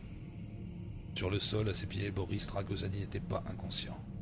Son malaise n'avait été qu'une ruse pour lui permettre de trouver son arme. Les doigts se refermèrent alors sur la poignée en os du petit couteau chirurgical en forme de faucille qu'il avait laissé tomber. Ustinov se rapprocha et grimaça comme il retournait son arme et qu'il frappait le visage de Borovitz, qui ne se doutait de rien. Tandis que le directeur du service ESP tombait à la renverse du sang maculant sa bouche écrasée, Ustinov assura sa prise sur la mitraillette et appuya sur la détente. La première rafale atteignit Borovitz à l'épaule droite, le fit tournoyer comme une toupie et le projeta à terre. Il fit également décoller Kerkhoff du sol, le propulsa à travers la pièce et le projeta violemment contre le mur. Il resta suspendu là une seconde, tel un homme crucifié. Puis il fit un pas en avant, cracha un jet de sang et s'écroula face contre terre. Le mur était écarlate à l'endroit où son corps l'avait heurté. Horowitz, allongé sur le dos, recula entraînant son bras droit sur le sol jusqu'à ce que ses épaules touchent le mur. Incapable d'aller plus loin, il se redressa, s'assit et attendit le coup de grâce. Ustinov retroussa ses lèvres, laissant apparaître ses dents, tel un grand requin, avant d'attaquer. Il visa le ventre de Borowitz, puis pressa la détente avec son index. Au même moment, Dragosani porta un coup vers le haut. Son couteau ne trancha pas entièrement l'arrière du genou gauche d'Ustinov. Celui-ci hurla. Borowitz fit de même, tandis que des balles criblaient le mur juste au-dessus de sa tête. Se cramponnant au-dessus d'Ustinov, Dragosani se hissa sur les genoux et taillada une deuxième fois son adversaire à l'aveuglette. La lame recourbée traversa par-dessus veste, chemise et chair. Elle trancha le haut du bras droit d'Ustinov jusqu'à l'os. Ses doigts, à présent inertes, lâchèrent l'arme. Quasiment comme un acte réflexe, il donna un coup de genou dans le visage de Dragosani. Suffocant de douleur et de terreur, sachant qu'il était grièvement blessé, Andrei Ustinov, le traître, sortit de la pièce en boitillant et claqua la porte. Un instant plus tard, il traversa une minuscule antichambre et sortit dans le couloir. Là, il referma plus doucement la porte insonorisée derrière lui, enjamba le corps de l'homme du KGB qui était étendu au sol, la langue pendante et le crâne défoncé. Sa mort était regrettable, mais elle avait été nécessaire. Tout en jurant, Ustinov remonta le couloir clopinant, laissant derrière lui une traînée de sang. Il avait presque atteint la porte qui donnait sur la cour quand un bruit derrière lui le fit s'arrêter net. Tandis qu'il se retournait, il sortit une grenade à fragmentation de sa poche intérieure et en ôta la goupille.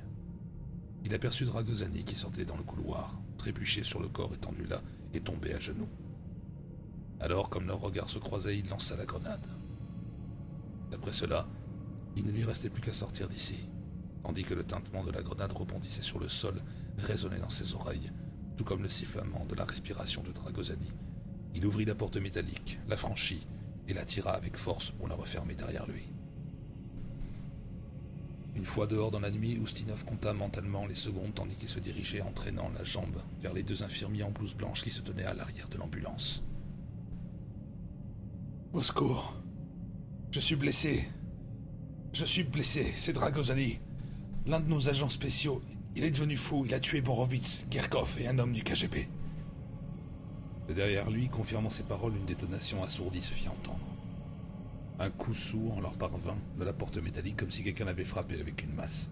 Elle se bomba légèrement vers l'extérieur, faisant céder un gond, puis elle fut aspirée vers l'intérieur et s'ouvrit, heurtant violemment les murs du couloir. De la fumée, de la chaleur et une langue de flamme rouge sortirent en tourbillonnant, accompagnée d'une forte odeur d'explosif.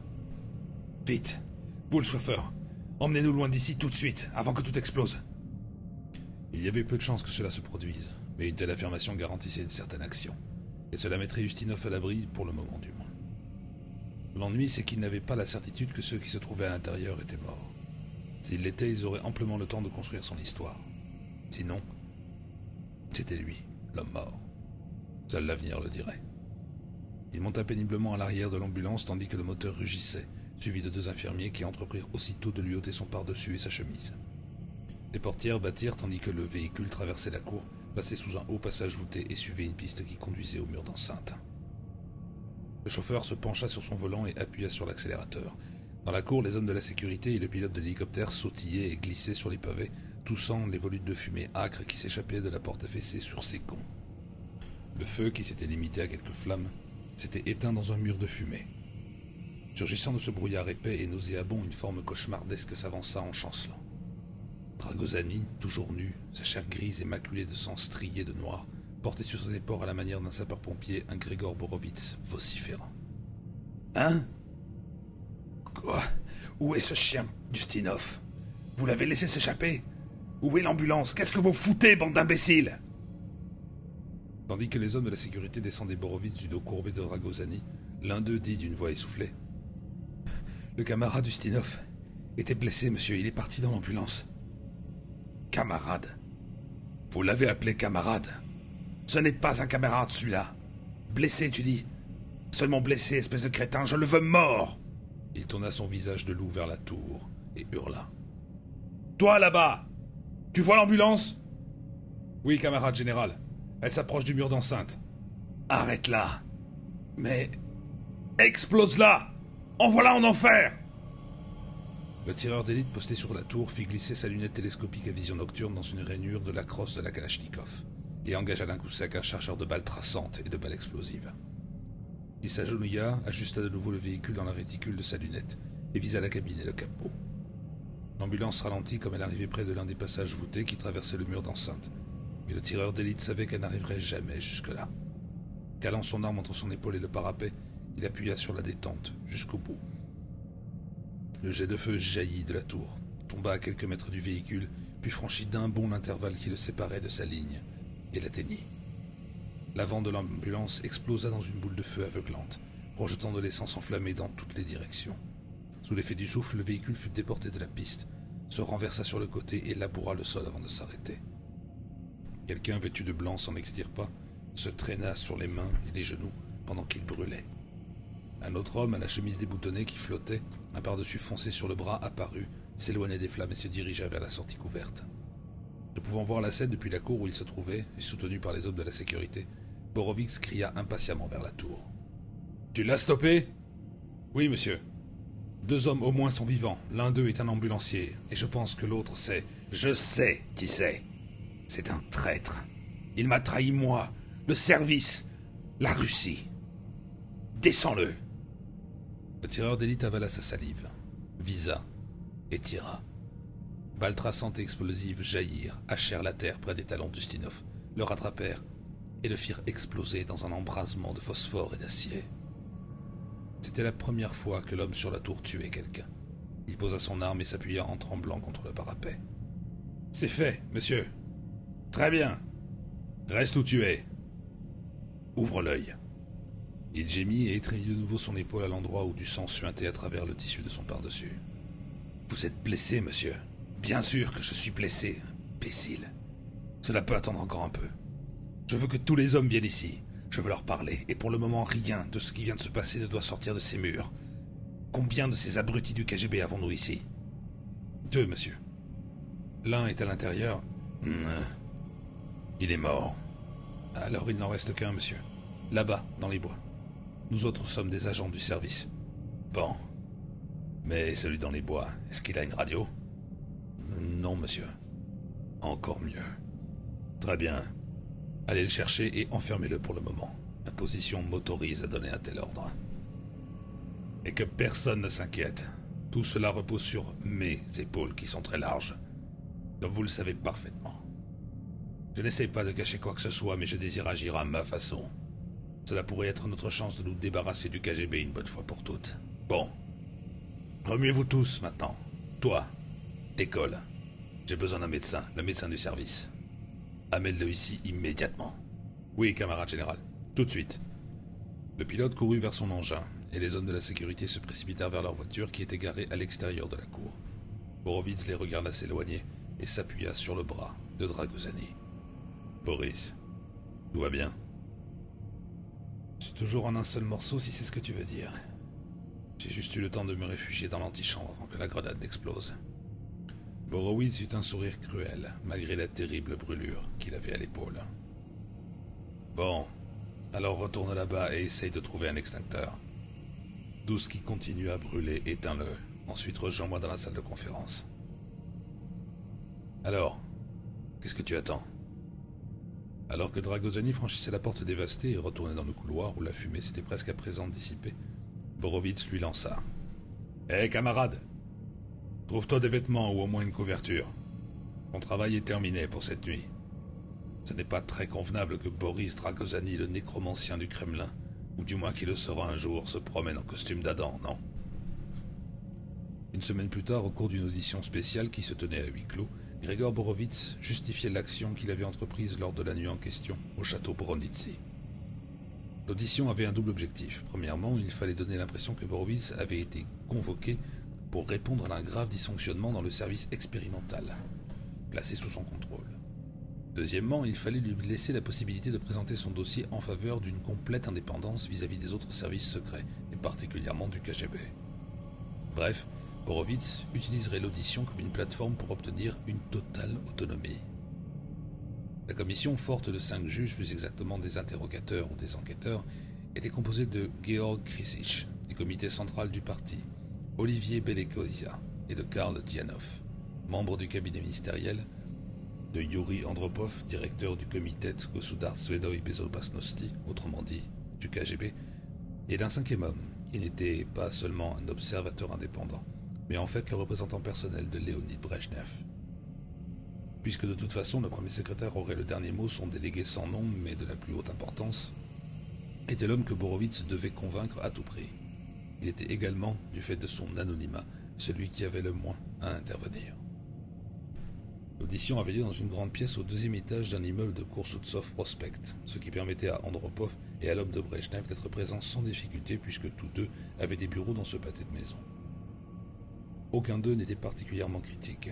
Tout projet expérimental comporte un facteur de risque accepté à l'unanimité. Cependant, comme Andropov le fit remarquer calmement, on aurait pu espérer que le risque accepté aurait également pu à l'occasion être anticipé. Ce à quoi Borowitz avait souri et acquiescé avec déférence, tout en se promettant qu'un jour, ce salopard paierait pour cette insinuation froide et sarcastique d'inefficacité, sans parler de son air supérieur et sournois, tout à fait inapproprié. Au cours de l'audition, il était apparu, exactement comme Borowitz l'avait rapporté, que l'un de ses adjoints, Andrei Ustinov, avait craqué, victime du stress et des pressions de son travail, et était devenu fou. Il avait tué l'agent du KGB Hadj Garzetskov, avait essayé de faire sauter le château avec des explosifs et même blessé Borowitz en personne avant d'être mis hors d'état de nuire. Malheureusement, au cours de cette action, 2 autres hommes avaient également perdu la vie et un troisième avait été blessé. Mais heureusement, aucun d'eux n'était des citoyens importants. L'État ferait de son mieux pour aider leur famille. Après ce dysfonctionnement, et jusqu'à ce que tous les faits de cette affaire puissent être établis clairement, il avait malheureusement été nécessaire de mettre aux arrêts un deuxième membre du KGB d'Andropov, présent au château. Cela avait été inévitable. À la seule exception d'un pilote d'hélicoptère au volant de son engin, Borowitz n'avait autorisé personne à partir jusqu'à ce que tout soit réglé. Même le pilote restait sur place si la présence d'un médecin n'avait été requise de toute urgence. Quant à la décision de placer l'agent dans une cellule, elle avait été prise pour sa propre sécurité, jusqu'à ce que l'on puisse établir que le KGB lui-même n'avait pas été la principale cible d'Ustinov, en fait jusqu'à ce que l'on ait découvert qu'une telle cible n'existait pas, mais qu'un homme était tout simplement devenu fou et s'était livré à un massacre. Borowitz avait estimé qu'il était de son devoir de mettre cet agent en sécurité. Après tout, un homme du KGB mort était un mort de trop, un sentiment qu'Andropov se sentit obligé de partager. En résumé, l'audition ne fut guère plus qu'une redite des premières explications et du rapport de Borowitz. Aucune mention ne fut faite de l'exhumation, de l'éviscération consécutive et de l'examen effectué par un nécromancien d'un certain membre de l'ex-MVD. Si Andropov avait su cela, alors il y aurait certainement eu un problème, mais il l'ignorait. Qu'il l'apprenne n'aurait rien arrangé, car à peine 8 jours auparavant, lui-même avait déposé une couronne sur la tombe toute fraîche de ce pauvre malheureux. Sans parler du fait que, en ce moment même, le corps reposait dans une seconde tombe anonyme quelque part dans le parc du château Boronitsy. Quant au reste de l'affaire, le ministre Janov avait fait quelques remarques déplacées sur le travail et la fonction du service dirigé par Borowitz. Celui-ci avait pris un air étonné, sinon indigné. Le représentant de Brejnev avait toussé, était intervenu et avait éludé la question. Après tout, quelle était l'utilité d'un service secret ou d'un organisme secret si l'on oblige à divulguer ses plans? En fait, Leonid Brejnev avait mis son veto à de telles investigations directes sur le service ESP et ses activités. Borowitz avait été un vétéran énergique et un homme du parti toute sa vie, sans parler de son engagement profond et non négligeable en faveur du premier secrétaire. Durant toute l'audition, le mécontentement d'Andropov avait été tout à fait évident. Il aurait beaucoup aimé porter des accusations ou au moins exiger une enquête approfondie menée par le KGB, mais on le lui avait déjà interdit, ou plutôt, on l'avait convaincu qu'il ne devait pas poursuivre dans cette voie. Et quand tout fut terminé, une fois les autres partis, le patron du KGB demanda à Borowitz de rester afin de discuter un moment. « Grégor, tu sais bien entendu que rien de ce qui a de réelle importance, je dis bien rien, ne reste longtemps un secret pour moi. Inconnu ou ignoré pour le moment, ce n'est pas la même chose que secret, et tôt ou tard j'apprends tout. Tu le sais, n'est-ce pas? Ah, l'omniscience. Un lourd fardeau pour les épaules de tout homme, camarade. Je compatis. » Yuri Andropov esquissa l'ombre d'un sourire. Ses yeux semblaient d'une manière trompeuse embués et vides derrière les verres de ses lunettes. mais il ne fit aucun effort pour dissimuler la menace dans sa voix quand il dit « Grégor, nous devons tous songer à notre avenir. Tu devrais, toi, entre tous, garder cela à l'esprit. Tu n'es plus un jeune homme. Si ton service chéri disparaissait, que ferais-tu? Es-tu prêt à prendre une retraite anticipée? À perdre tous tes petits privilèges? Chose étrange, c'est la nature même de mon travail qui assure mon avenir prévisible en tout cas. Oh, et incidemment le tien également. Andropov haussa les sourcils. Vraiment? Et qu'ont vu à mon sujet des astrologues dans les étoiles, Grégor? Bon, il sait au moins cela, pensa Borowitz, mais cela n'avait rien de surprenant. Tout directeur d'une police secrète digne de ce nom était à même de l'apprendre. Aussi lui semble-t-il inutile de nier les faits. Entrer au Politburo dans 2 ans, et peut-être dans 8 ou 9 ans, la direction du parti. Vraiment? Le sourire d'Andropov était mi-curieux, mi-sardonique. Oui, vraiment. Et si je te le dis sans crainte, c'est que je sais que tu ne le répéteras pas à Léonide. Ah bon? Et y a-t-il une raison particulière pour que je ne lui dise pas? Oh oui. Je suppose que l'on pourrait appeler cela le principe d'Hérode. Bien sûr, en bon membre du parti, nous ne lisons pas les prétendues écritures saintes, mais sachant que tu es un homme très intelligent, je suis certain que tu comprendras ce que je veux dire. Hérode, ainsi que tu l'apprendras, devint un meurtrier de masse plutôt que de tolérer la menace d'un usurpateur sur son trône, allant même jusqu'à faire assassiner les nouveau-nés. Tu n'es en aucun cas aussi innocent qu'un bébé, Yuri. Et de la même façon, bien sûr, Léonide n'est pas un petit Hérode. Néanmoins, je ne crois pas que tu lui diras ce que j'ai dit. Après un instant de réflexion, Andropov haussa les épaules. Peut-être. En effet. D'un autre côté, peut-être que je le lui dirai moi-même. Excepté une chose. Ah oui? Laquelle? Eh bien, le fait que nous devons tous songer à notre avenir, bien sûr, parce que je me considère infiniment plus sage que ces 3 idiots de sages. Borowitz esquissa une grimace féroce pour lui-même tandis qu'il remontait bruyamment le couloir vers l'escalier. Son rictus de loup réapparut brusquement alors qu'il se souvenait de quelque chose d'autre que ses voyants lui avaient dit au sujet de Yuri Andropov. Peu de temps après avoir accédé au pouvoir suprême, celui-ci allait tomber malade et mourir. Oui, dans 2 ou 3 ans tout au plus. Borowitz pouvait seulement espérer qu'il en serait ainsi, ou peut-être pouvait-il faire mieux que de se contenter d'espérer. Peut-être devait-il entamer lui-même quelques préparatifs et s'y mettre dès maintenant. Peut-être devrait-il parler à un certain chimiste. Un poison qui agirait lentement, indécelable, indolore, qui causait une détérioration des organes vitaux. Cela valait certainement la peine d'y réfléchir. Le vendredi soir qui suivit, Boris Dragozani parcourut à bord de sa petite Jeep russe rudimentaire la 30aine de kilomètres séparant la ville de la datcha spacieuse mais rustique que possédait Grégor Borowitz à Joukovka. En plus d'être agréablement située sur une petite colline couverte de pins qui dominait les cours paresseux de la Moskova, la datcha était également à l'abri des oreilles et des regards indiscrets, du genre électrique en particulier. Borowitz n'avait aucun objet métallique chez lui, à part son détecteur de métaux. Il l'utilisait pour chercher des pièces de monnaie anciennes sur les berges de la rivière, notamment à proximité des anciens gués, mais en réalité pour sa sécurité et sa tranquillité de l'esprit. Il connaissait l'emplacement de chaque clou dans chaque rondin de sa datcha. Les seuls insectes qui pouvaient s'en approcher étaient ceux qui rampaient dans la terre riche du jardin de Borowitz, envahi par les mauvaises herbes. Malgré toutes ces précautions, le vieux général emmena Dragozani faire une promenade afin de lui parler, préférant le grand air à l'intimité toujours incertaine de ces 4 murs, même s'il les vérifiait minutieusement. Car même ici à Joukovka, le KGB était présent, et bien présent. Beaucoup de ses membres importants, dont quelques généraux, avaient leur datcha ici, sans parler d'anciens agents à la retraite récompensés par l'État. Aucun d'eux n'était des amis de Borowitz.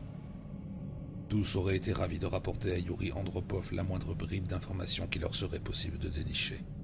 Au moins le service lui-même est débarrassé d'eux à présent, lui confia Borowitz, tandis qu'il suivait un sentier le long de la berge. Il emmena Dragozani à un endroit où il y avait des pierres plates sur lesquelles s'asseoir, et où il pourrait contempler le coucher de soleil tandis que le crépuscule changeait la rivière en un miroir vert foncé. Il formait un couple étrange, le vieux soldat trapu, rugueux, typiquement russe, tout en cornes, ivoire jaune et cuir, travaillé par le temps, et le jeune homme très beau, presque efféminé en comparaison aux traits délicats, quand il n'était pas transformé par les rigueurs de son travail, aux longs doigts effilés de pianiste concertiste, mince mais néanmoins robuste, aux épaules aussi larges que son sourire était étroit. Non, à part un respect réciproque, il semblait avoir très peu de choses en commun. Borovitz respectait Dragosani pour son don. Il avait la certitude que c'était l'un de ceux qui pouvaient aider la Russie à redevenir forte. Pas simplement une superpuissance, mais un pays invulnérable, capable de résister à tout envahisseur potentiel, à tout système d'armement, poursuivant son expansionnisme avec régularité et discrétion à l'échelle mondiale. Bien sûr, cet expansionnisme existait déjà, mais Dragosani était à même d'accélérer le processus de façon incommensurable. Si bien sûr, les espoirs que Borovitz avait mis dans les services étaient fondés. C'était toujours de l'espionnage, oui, mais si la police secrète d'Andropov était le côté pile, son service était le côté face. Ou plutôt, la tranche. L'espionnage, mais en insistant sur ESP. C'était pour cette raison que Borovitz aimait bien le peu sympathique Dragosani. Celui-ci ne serait jamais à l'aise dans un pardessus bleu foncé et coiffé d'un feutre. Mais de la même façon, aucun homme du KGB ne pourrait jamais sonder l'abîme des secrets auxquels Dragosani avait accès. Et bien sûr, c'était Borovitz qui avait découvert le nécromancien et l'avait ramené au bercail. C'était là une autre raison pour laquelle il l'aimait bien. Il était sa plus grande trouvaille. Quant à l'homme plus jeune, plus pâle, il avait lui aussi ses objectifs et ses ambitions. Quels qu'ils aient pu être, il les gardait pour lui, soigneusement enfermés dans son esprit macabre. Mais il n'avait certainement rien à voir avec les rêves de Borovitz, d'une Russie dominant le monde et d'un empire universel, d'une mère Russie dont les enfants ne seraient plus jamais menacés par une ni même plusieurs nations, aussi puissantes soient-elles. Pour commencer, Dragosani ne se considérait pas comme un vrai Russe. Son histoire était bien plus ancienne que le système répressif communiste et que les tribus à l'esprit obtus qui utilisaient son marteau et sa faucille, non seulement comme des outils, mais également comme un étendard et une menace. Peut-être était-ce l'une des raisons pour lesquelles il l'aimait bien, le tout aussi peu sympathique Borovitz, dont la politique était tout à fait non politique. Quant au respect, il en éprouvait dans une certaine mesure pour le vieux soldat, oui, mais non pour des actes héroïques sur les champs de bataille, ni pour l'aisance dans laquelle Borovitz, fort d'une longue expérience, pouvait se tirer d'affaire dans une situation délicate. Dragosani respectait plutôt son patron, comme réparateur de cheminées d'usine respecte les barreaux les plus élevés de son échelle. À l'instar de ce dernier, il savait que l'on ne pourrait jamais se permettre de redescendre pour admirer son travail. Mais pourquoi le ferait-il? Puisqu'un jour la cheminée serait construite et qu'il pourrait se tenir tout en haut à savourer son triomphe en admirant une vue imprenable. En attendant, Borovitz pouvait l'instruire, guider ses pieds sur les barreaux et Dragosani grimperait aussi vite et aussi haut qu'il le pourrait, tandis que l'échelle supporterait son poids. Ou peut-être le respectait-il comme un funambule respectait son fil. Et alors, comment pouvait-il les regarder ses pas? Les frictions qui existaient entre eux provenaient principalement de leur appartenance à des milieux différents, de leur éducation, de leur loyauté et de leur mode de vie.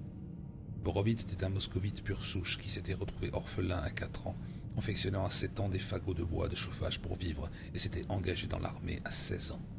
Dragosani avait été appelé ainsi en raison de son lieu de naissance près de la rivière Otlul, à vers le Danube et la frontière avec la Bulgarie. Jadis, cette région était appelée la Valachie, entourée par la Hongrie au nord, la Serbie et la Bosnie à l'ouest. Et c'était ainsi qu'il se voyait, comme un Valaque, ou à tout le moins comme un Roumain. En tant qu'historien et patriote, bien que son patriotisme honore une terre dont le nom s'était fané depuis longtemps sur les cartes anciennes, il savait que l'histoire de son pays natal avait été longue et sanglante. Si l'on étudie l'histoire de la Valachie, que découvre-t-on? Qu'elle a été troquée, annexée, volée, reprise et volée de nouveau, dévastée, violée et ruinée. Et pourtant elle a toujours fini par renaître de ses cendres pour continuer à exister. Ce pays était un phénix. Sa terre était vivante, noire de sang, tirant sa force de ce sang. Oui, la force de ses habitants résidait dans la terre, et celle dans la terre de ses habitants. C'était un pays pour lequel il pouvait se battre, qui, de par sa nature, pouvait presque se battre lui-même. N'importe quelle carte historique expliquait pourquoi il en était ainsi. Autrefois, avant les avions et les chars, entourés de montagnes et de marais, bordés par la mer Noire sur le flanc, des terres marécageuses à l'ouest et le Danube au sud, la région ressemblait presque entièrement à une île, aussi sûre qu'une forteresse. Ainsi donc, du fait de sa fierté pour son patrimoine, Dragosani était tout d'abord un Valaque, et peut-être le seul Valaque encore en vie dans le monde. Ensuite, un Roumain, mais certainement pas un Russe. Qu'était-il après tout? Grégor Borovitz compris, sinon les descendants de vagues successives d'envahisseurs, des fils de Huns et de Goths, de Slaves et de Francs, de Mongols et de Turcs. Bien sûr, il y avait également du sang de ces chiens dans les veines de Boris Dragosani, mais il était avant tout un Valak.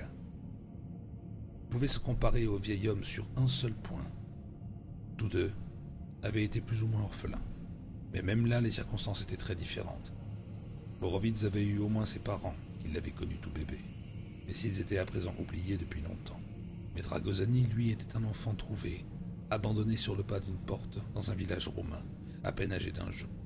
Il avait été recueilli et élevé par un riche fermier et propriétaire terrien. Tel avait été son sort, qui ne fut pas si désagréable que cela, tout bien considéré. Eh bien, Boris, que penses-tu de tout cela, hein? De quoi? Écoute, je sais que cet endroit est très reposant et que je suis, au mieux, un vieux ringard, mais réveille-toi! Que dirais-tu si le service était enfin débarrassé du KGB? C'est le cas? Oui, c'est le cas. Nous sommes purgés, pour ainsi dire. Nous étions obligés de les supporter uniquement parce qu'Andropov adore se mêler de tout. Eh bien, cette histoire n'est plus du tout à son goût. Tout a très bien marché. Comment as-tu fait? Dragosani savait que Borovitz mourait d'envie de le lui dire. Celui-ci haussa les épaules comme pour minimiser son rôle dans cette affaire, ce qui, en soi, fit comprendre à Dragosani que la vérité était tout autre. Oh, un peu de ceci, un peu de cela. Dois-je dire que j'ai mis mon poste en jeu? Que j'ai mis le service lui-même en jeu? J'ai fait un pari, si tu veux, excepté que je savais que je ne pouvais pas perdre. Alors ce n'était pas un pari. Qu'as-tu fait, exactement? Borovitz eut un petit rire. Boris, tu sais à quel point je déteste l'exactitude, mais d'accord, je vais t'expliquer. J'étais allé voir Brejnev avant l'audition, et je lui ai dit comment certaines choses allaient se passer. Ah. Tu le lui as dit. À lui. Tu as dit à Léonid Brejnev, le premier secrétaire, comment certaines choses allaient se passer. Quelles choses? Borovitz abora son rictus de loup. Des choses à venir, des choses qui ne se sont pas encore produites. Je lui ai dit que ses mamours politiques avec Nixon iraient de mieux en mieux, mais qu'il devait se préparer à la chute de celui-ci d'ici 3 ans, quand le monde entier découvrira qu'il est corrompu. Je lui ai dit que lorsque ce sera terminé, il sera en position de force pour traiter avec un incapable à la Maison-Blanche. Je lui ai dit que, au vu des Américains purs et durs qu'ils allaient entrer en scène, il allait signer l'année prochaine un accord permettant au Spoutnik de photographier des sites de missiles aux États-Unis. Et vice-versa. Et qu'il devait le faire pendant qu'il en avait encore l'occasion, et tant que l'Amérique est en avance dans la course pour la conquête de l'espace. Toujours la détente, tu comprends. Il y tient beaucoup, et il tient également beaucoup à ce qu'il ne prenne pas trop d'avance dans cette course. Aussi lui ai-je promis une entreprise commune dans l'espace qui surviendra en 1975. Quant à la masse de juifs et de dissidents qui lui causent des problèmes, je lui dis que nous allions nous débarrasser d'une bonne partie d'entre eux, peut-être jusqu'à 125 000 dans les 3 ou 4 prochaines années. Oh, ne prends pas cet air choqué ou dégoûté, quelle que soit l'émotion que ton expression est censée signifier, Boris. Nous ne sommes pas des barbares, mon jeune ami. Je ne parle pas d'extermination, ni de Sibérie, ni même de lobotomie préfrontale, mais d'expulsion, d'émigration, forcée ou librement consentie, pour qu'ils amènent leur cul hors d'ici. Et comment? Je lui ai dit tout cela et davantage, et je m'en suis porté garant, strictement entre Léonid et moi, tu comprends? À la seule condition qu'il me laisse faire mon boulot et qu'il me débarrasse du KGB. De toute façon, qu'étaient ces policiers au visage inexpressif sinon des espions travaillant pour leur patron? Et pourquoi devraient-ils m'espionner? Moi, qui suis le plus loyal des hommes, et foutrement plus loyal que la plupart d'entre eux. Mais par-dessus tout, comment pouvais-je espérer maintenir le moindre secret absolument nécessaire pour une organisation comme la nôtre, avec des membres d'un autre service lorgnant par-dessus mon épaule et rapportant à leur maître tout ce que je fais?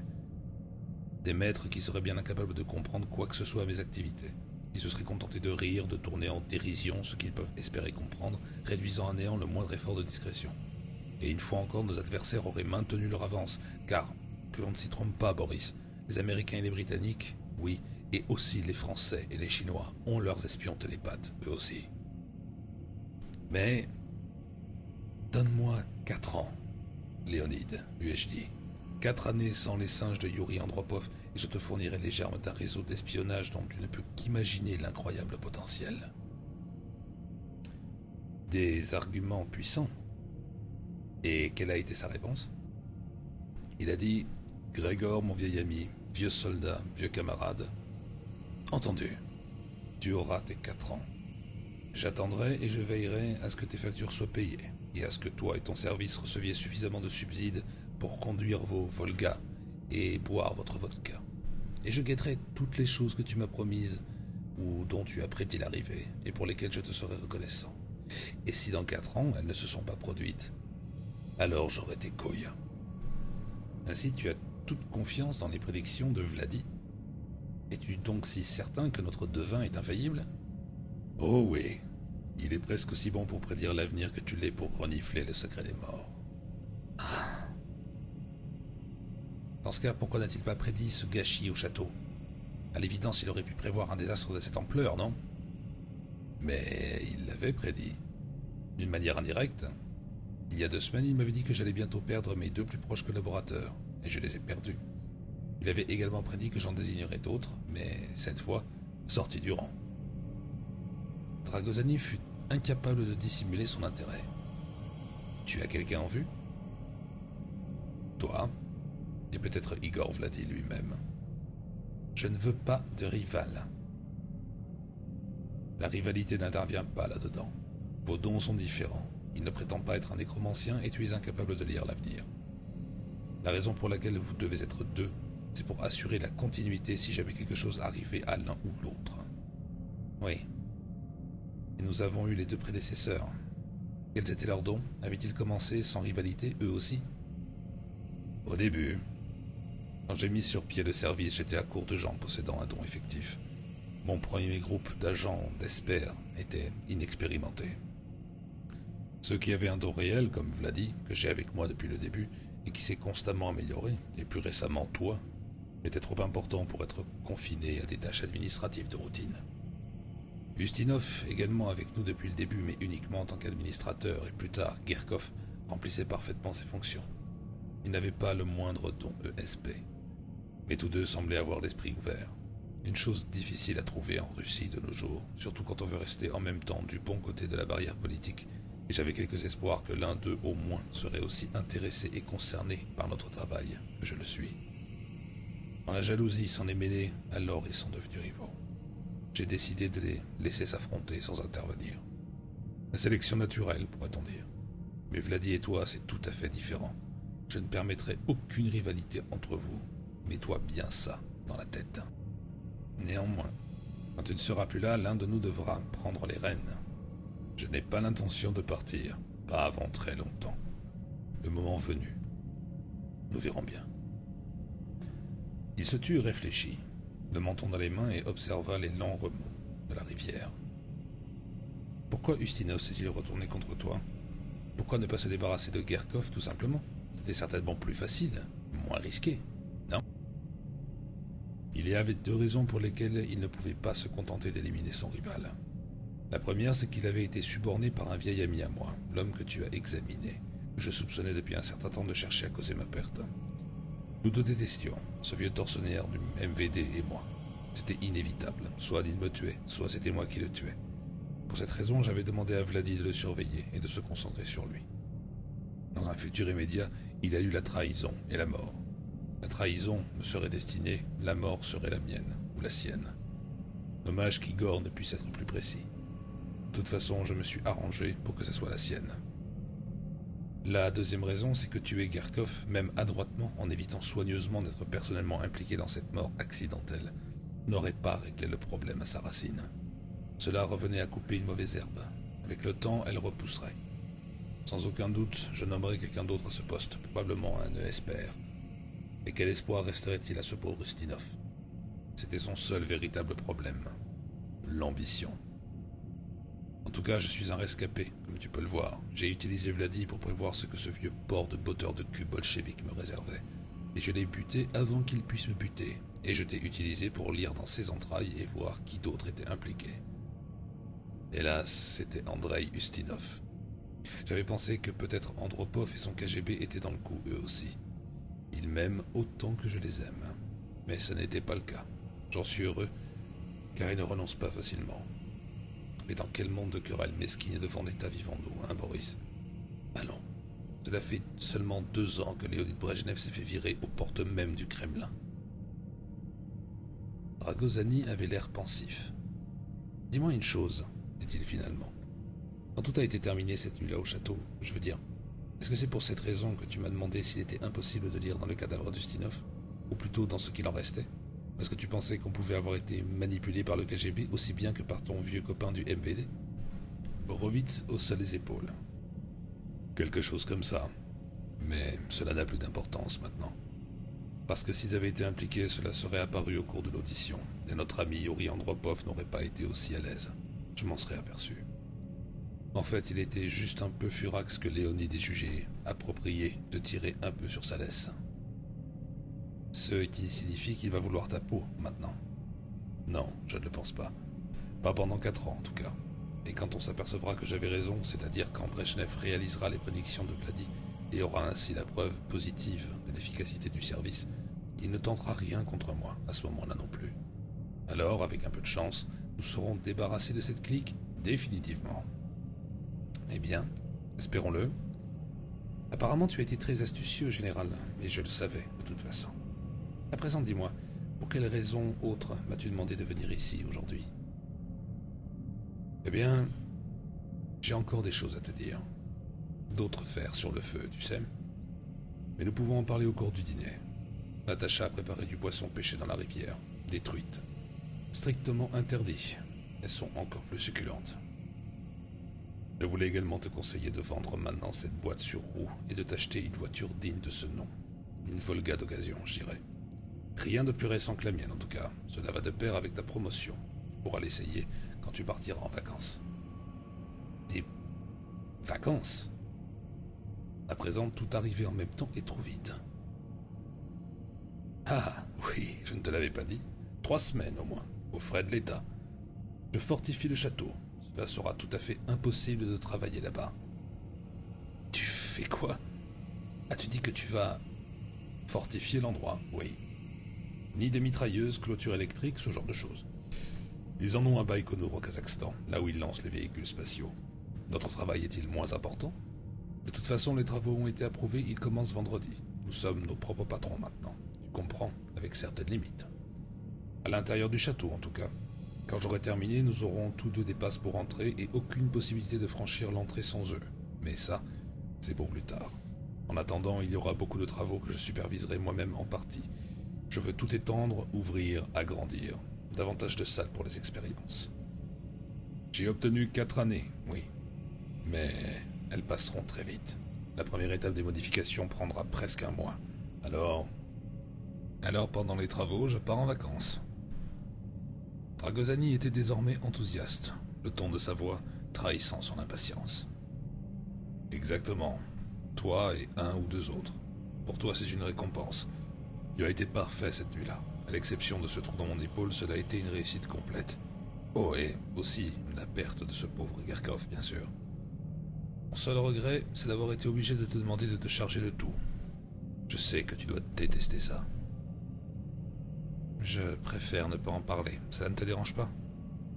Ragozani trouvait le soudain intérêt de Borovitz pour son émotivité quelque peu exagérée, sans parler du fait que cela ne lui ressemblait pas du tout. Entendu, nous n'en parlerons pas. De toute façon, le poisson aura meilleur goût. Ça, c'était bien mieux. Espèce de vieux salopard sadique.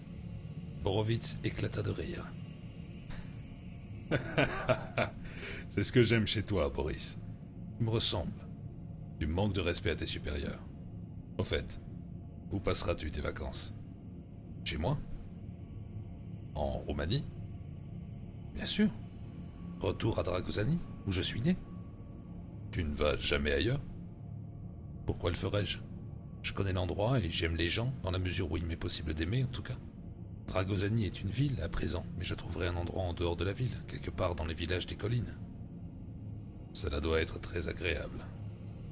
Il y a une fille qui t'attend, là-bas? Non? Quoi alors? Dragozani poussa un grognement et haussa les épaules, mais ses yeux se réduisirent à des fentes. Son patron marchait devant lui et ne vit pas l'expression de son visage quand il répondit. « Je ne sais pas. Quelque chose dans le sol, je suppose.